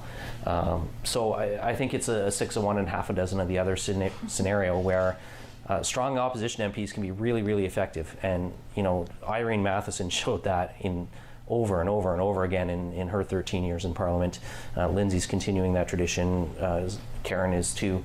But there are backbench opposition MPs as well in some of the larger caucuses. So I think it's the most important thing is having strong local representation and people who can go and carry that community voice to Ottawa. Absolutely great points. I wondered if maybe we want to have a look at the bottom part of the screen. I'm hoping all of my panelists can see that. So we're having a look, if you have a look at the Conservative and then the Liberal popular vote, right now we've already heard from City that they have called the election for the Liberals, but the Liberals have a lower share of the popular vote. Let's talk electoral reform, shall we? Anybody can jump in. Well, I'll tell you, ranked ballots work really great at a municipal level. And we've shown here in London that it can work. Yeah, absolutely. But the reason they work at a municipal level is because there aren't parties. At the national level or the provincial level where there are parties, I think we need to be looking at what's referred to as mixed member proportionality, where parties are awarded seats based on the percentage of the popular vote that they get, so that the party that gets the most votes is the party with the most seats in the House of Commons. We're looking at results on the screens in front of us right now, and with 8% of the vote share, the Bloc are looking at 30 seats. The NDP at 16.5% of the vote share are also looking at 30 seats. Now that's a combined elected and leading, but an 8% difference in the popular vote and the same amount of seats in the House of Commons. That part of our system is broken. It's still so very important to have the local riding connection, but there has to be a balance to that that awards parties a number of seats based on the number of Canadians who voted for them. Absolutely. I mean, I could talk about electoral reform forever. I think it's something that would really help fix a lot of our problems within politics. I mean, one of the most frustrating things for me is the fact that people feel like they have to vote strategically. That really disenfranchises a lot of voters, or just gets them to not vote at all. They just say, forget it. Or they have the battle between the person that they really like, who maybe doesn't represent the party that they go for, but they really like that person. They want to vote for them, but they could vote for the party, and at least you could have a mix in there. The way it is right now, it's just not working. You can't have one party win or win a majority when they don't even have a majority of the votes, and then they get to decide everything going forward. It just makes the part of the population that don't feel like their voice is heard in the government more and more disenfranchised, angry, and then we start having this polarization. So it's something that I know, was promised in 2015, and if you ask any of the Liberals, particularly one in particular, that we've argued about this a lot, he says, we were there, we did this, we tried our best, nobody could decide. Well, I think that there wasn't enough effort put into really deciding how we could switch our government to something that's more representative. I think that I would feel similar to how Carol's feeling. I think that moving towards a more proportional representative fashion would definitely allow a lot more Canadians, even if it's not necessarily in their own personal riding, but across the country, to kind of feel heard and have their ideas expressed in Parliament to at least some extent. I think it might lead to also a better development in policies that are more well-rounded and representative of a very diverse nation. And I think more national unity too, because that is, really one of the things that could kind of pull people together.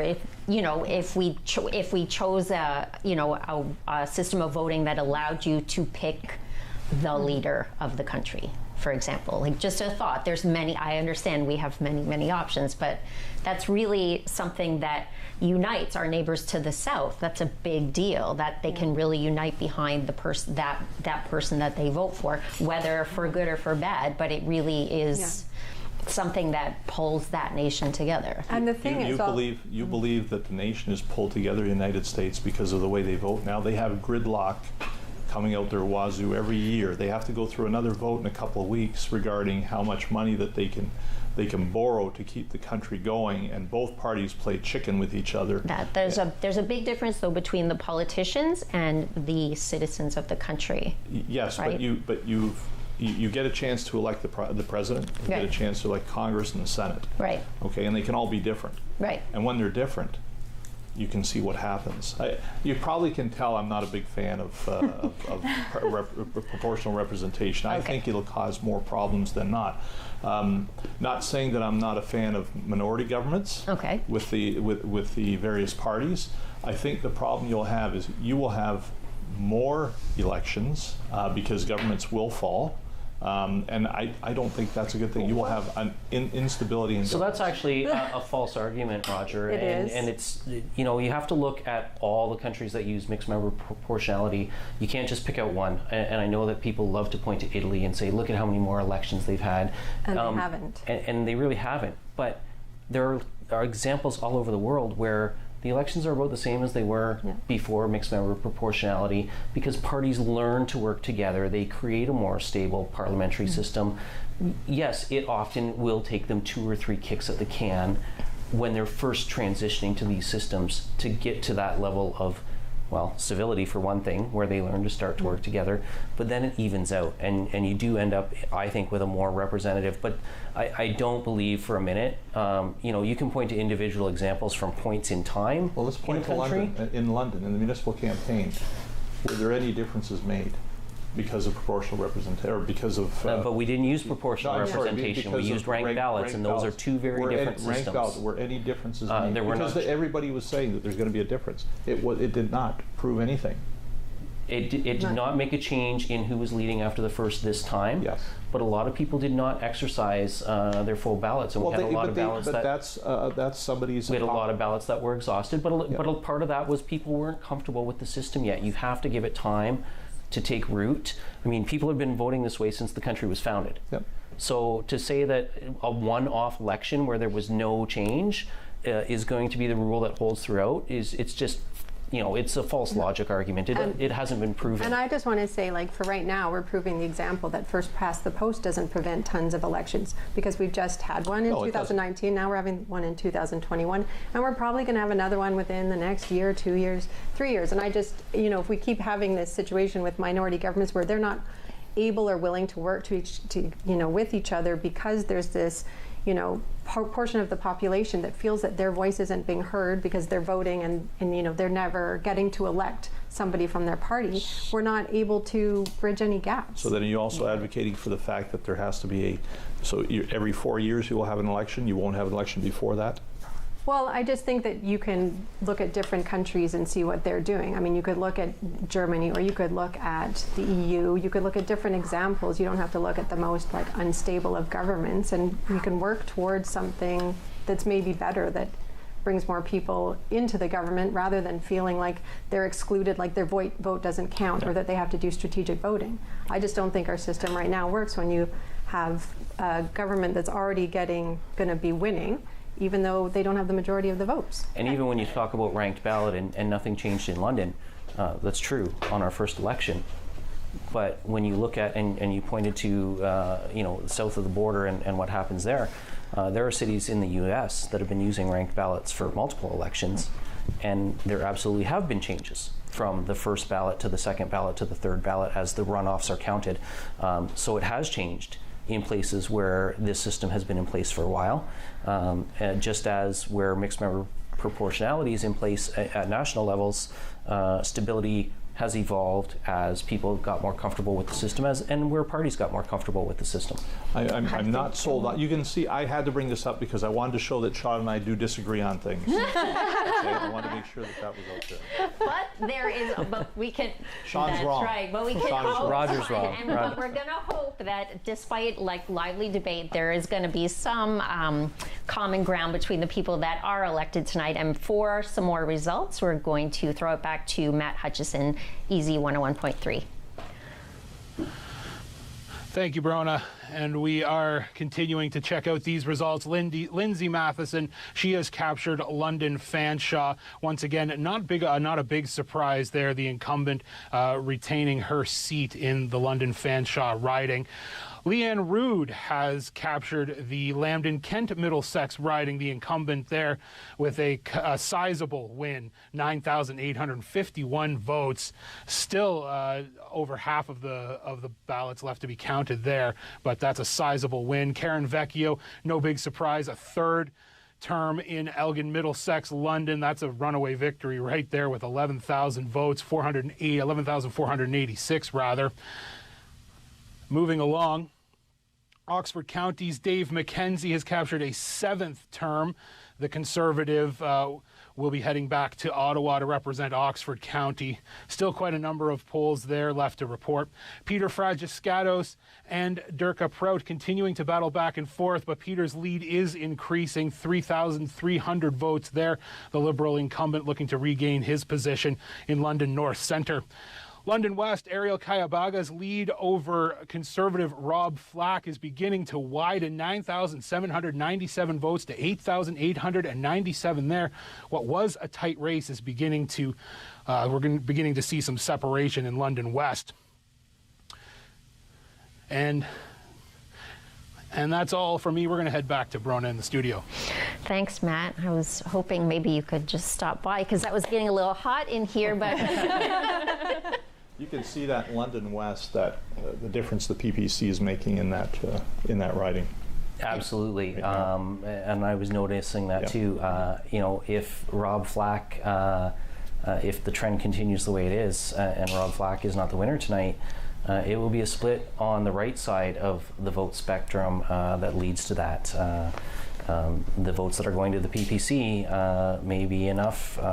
Certainly the difference there right now, 1,400 votes for the PPC. That's the difference between a Liberal or a Conservative MP being elected in London West. So the PPC, and I'm going to be interested to see how this plays out in other ridings across the country tonight. The PPC may have spoiled the Conservatives' chances to form the minority government. Yeah. maybe we can chat a little bit more about some of the parties that we're not going to be seeing getting a lot of seats or maybe not any seats tonight. How do people who, have those values, bought into the party's policies, bought into the party's values, bought into the party's platforms, how do we keep those people engaged when they're not seeing their views reflected in any way in our upcoming government? Comments?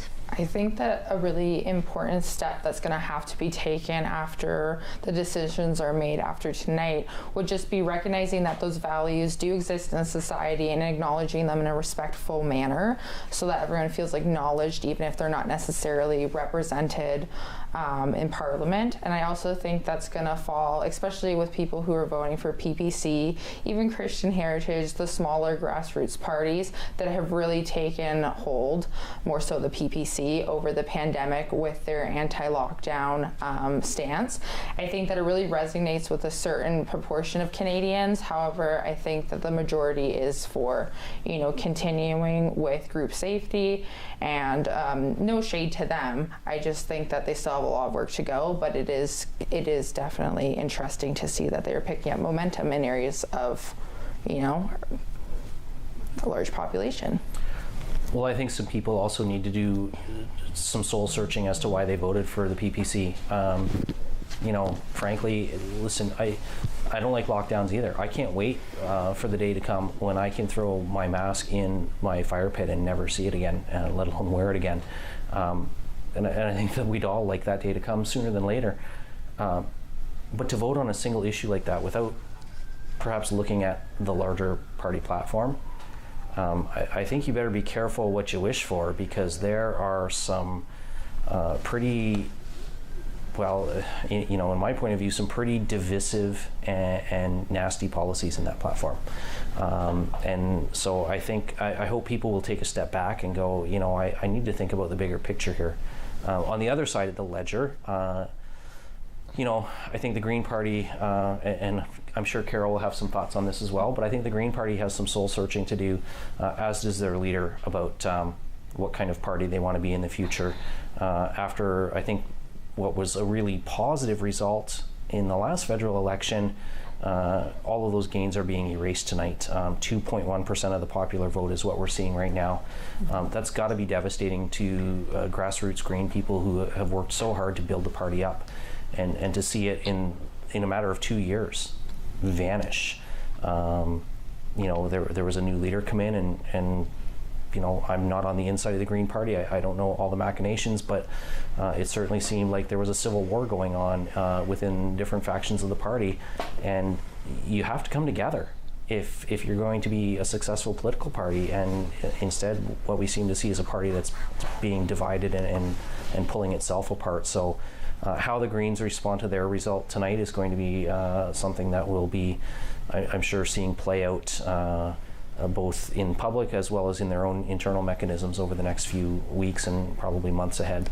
Yeah, so what you touched on there with the word devastating, I had one thing that I did not want to see, which is currently happening, which is that the PPC is polling above the Greens, and that's going to be really hard for a lot of Greens, and obviously there is going to have to be a lot of soul searching looking what direction the party wants to go, how we're going to address some of the issues that we've had. It's unfortunate that the internal issues happened so close to the election, so there wasn't really a time to try to figure out how we could fix some of the problems, and it meant that so much of the attention was focused on internal issues rather than preparing for an election. And it really is unfortunate because there are so many strong Green candidates. There are some amazing people out there right now running.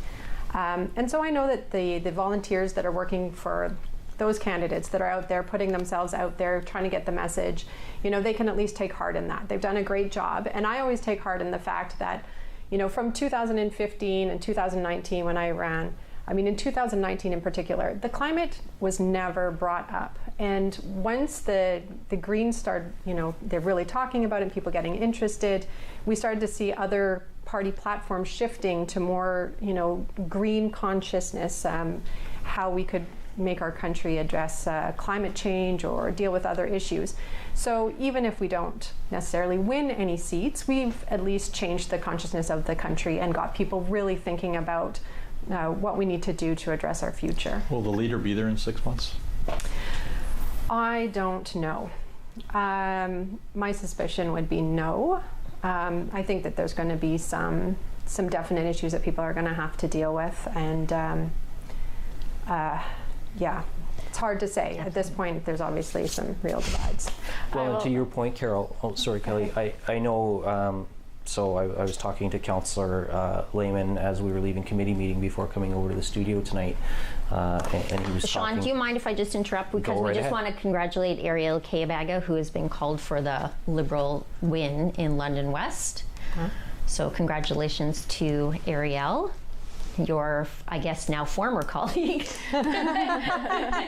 And tomorrow we'll have to have a discussion about replacing a vacant council seat. Interesting. All right, so certainly congratulations to Ariel. Absolutely. All right, so on your point, I so apologize for interrupting. Changes in leadership of any of the parties following this result? Comments, ideas? What do you guys think? Predictions? Well, I just want to share something, just finish the thought that I was picking up on with Carol, is, as I said, I was talking to Councillor Lehman and he was talking about how his sons were voting. And, one of the things he mentioned is in 2019, the Conservatives were not even on the radar for them because there was no climate change policy. And in this campaign, there was a climate change policy.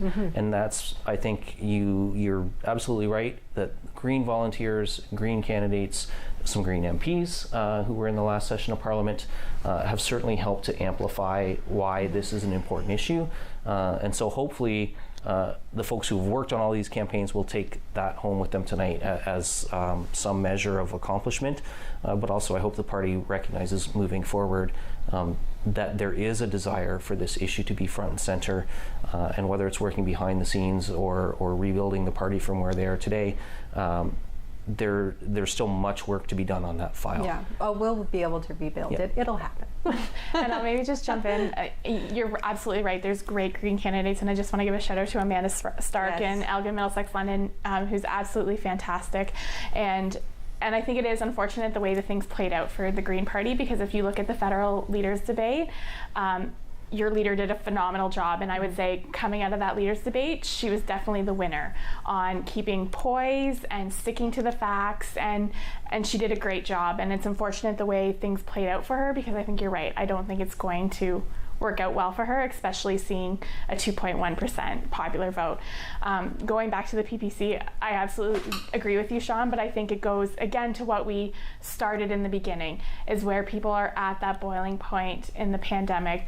They don't agree with how things are being run, and that's what the PPC played on. They played on people's frustration. They played on people's just depression and angst and wanting and negativity. Yeah, they went on all of that, and that's where they got that 5.2%. And I look locally in Elgin, Middlesex, London, and Unfortunately, we have Elmer in our. So I was really interested to see how Chelsea Hillier would play out, and I knew she wouldn't take too much away from Karen, but But they did. They played into that negativity, and people fed into that because, again, we're at that boiling point. So it would be interesting to see what happens next election with them, post-pandemic, post-economic recovery. But I think it's going to be interesting because they were also very anti-government. So what comes out of this and how that's going to play, and how, again, that's going to play into our provincial elections, it's going to play into our municipal elections. So it's plain and simple. It's Trumpism. Well, It's yes. what it is, and that's what is coming. You play on people's fears. You get them to feel bad towards the government or any government in power, no matter if the government was doing right or wrong, and you feed them BS. And people will vote. There are people out there that sit down and think that what somebody's telling them is truth when it's not, and they'll vote that way. And that's unfortunately what happened here. And it's going to cause some good people to lose an opportunity to represent, and that's unfortunate. I think that something that's important to know with any of the results that we're seeing is I think that throughout this whole election, each party has kind of honed in on a few niche kind of statements and promises, and I think that that's definitely led Canadians to wanting to vote for which ones they feel they most align with. So I don't necessarily think it's Trumpism, but I do think that they are trying to advertise certain key points that are important values for them, and hoping that voters will connect more with theirs than say in other parties.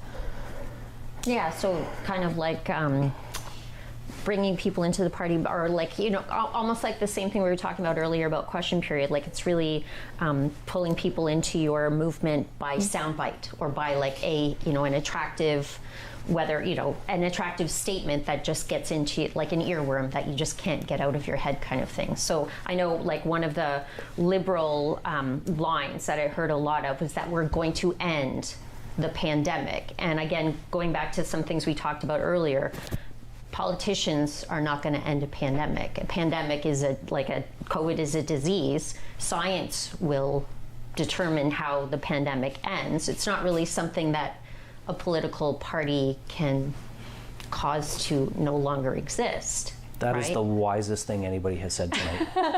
That's why I'm running this Because thing. politicians are not going to solve this pandemic. And I'll It maybe is just science. jump in on that soundbite thing, and to go back to the negativity and how we break that vicious circle is the PPCs.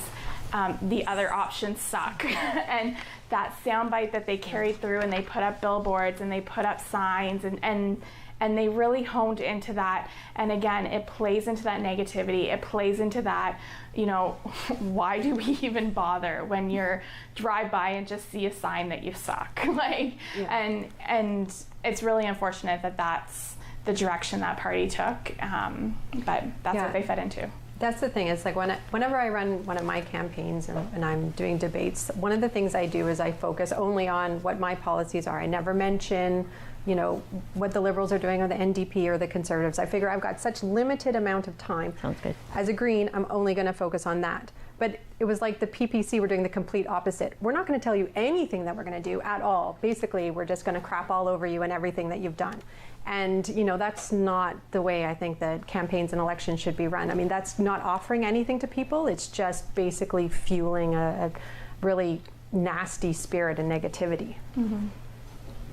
And we're getting the sense that the race in London North Centre is not going to be called tonight. Lots of, obviously, I think you've been watching the bottom of the screen, lots of mailed ballots because of this unique election. Still a pretty close race. Well, I've had some folks on Twitter and text message telling me that quite a ways after the polls had closed, there were still people lined up outside of polling stations in London North Centre, particularly at Budweiser Gardens, which was a polling centre, I think, for both London West and London North Centre. I think they had some polls for both ridings at that location, at the Hilton downtown, where there were still lineups of people waiting to cast a ballot. So we're seeing 80 of 187 polls reporting in London North Centre. I think if one of those big polling stations comes in, we'll suddenly get 10 or 20 polls, and then we might know what the outcome is going to be tonight. I think Again, though, here's a riding where the NDP should be very happy with its results. Even if they don't win the seat, they are going to, they've catapulted themselves into a second place finish. Right now we're seeing about 1,000 vote difference, the NDP ahead of the Conservatives. So I think that speaks to the quality of the campaign that Jagmeet Singh led, and that Dirk Approot, of course, carried the banner for in London North Centre. So I think that they continue to have results which may not result in seats tonight, but give them a reason to think that they've got an opportunity to build for the future. Yeah, we still see those numbers at the bottom. That's fascinating that it's as close as it is. But that's the country that I guess is split.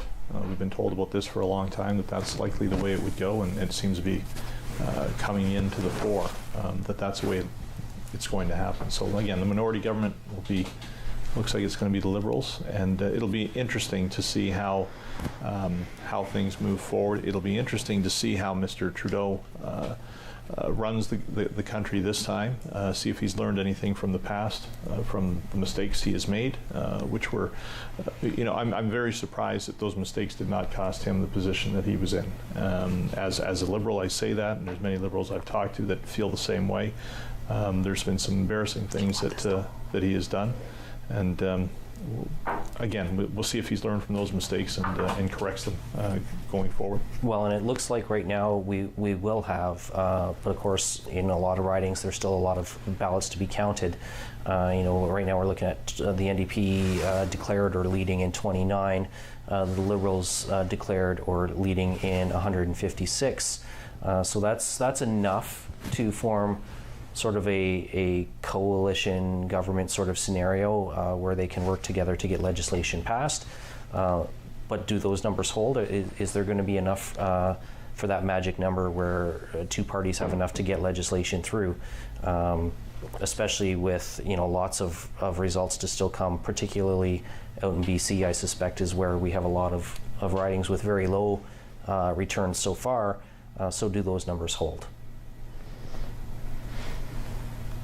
Yep, lots to still be determined, I guess. Where it's going to be, is it going to be like a couple of days, I think, before we find out all of the results, because there were so many people that were voting in alternative ways this time. 6 million mail-in ballots. What about engagement? Do you feel like we're going to see more people engaging with politics in this election, or lower turnout? I know that there were a lot of hot button issues for a lot of people, so were people more engaged this time? I think it really just depends on the breakdown of the particular region's demographics. I think a lot more young voters will turn out because they want their voices to be represented in policies being put forth. They want to ensure that they have security in their jobs in the future and in the environment. In particular, having sustainable kind of infrastructure that will allow for development, but also recognition of our precious resources. And I also think that there will be some of the population who just didn't feel comfortable getting out to the polls.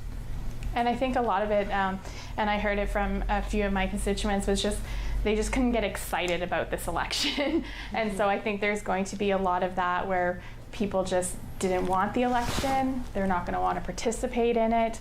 And I think we're going to see a lot of that as well. Well, the amount of polling stations, too, they didn't have a lot of them. I know I received a call from Elections Canada in my job as a real estate agent asking for, can you find us some places? And it was difficult. It really was difficult to get people to do something to help them out. So I'm glad to see that they did have some very large venues that they've opened up and people were able to go vote. But that's been a problem because the amount of polling places was much less than it's ever been before, and that would have been, I think, a hindrance to people to go vote. And on top of that, the fact that they were having a hard time finding people to actually work the polls. Yeah. Because usually, more senior people are wanting to engage in the politics, and they are the people that are manning the polls. But this time, of course, they had a fear of COVID. So that of course would contribute to lineups, and then there would be people just like, forget it, I'm not even going to bother, because there was stories today posted of people waiting for 2 hours to vote. Well, I'm glad that they stayed in the line for the 2 hours and actually had their say, but that's the kind of thing that would serve as a deterrent to participation. Yeah, there was issues too with people being in one part of the city having to come to vote downtown, which is, again, can be a hindrance for people to get down there. Well, I guess on that note, maybe we should say a thank you to everybody who did make that extra effort to go out and exercise their right to vote this year. Interesting results, not a lot of surprises here. I think everybody on this panel is a winner because everybody called what we think is going to be a Liberal government, whether minority, majority, that remains to be seen. And I think we are going to sign off, and thank you so much for tuning in tonight. So thank you to our viewers as well.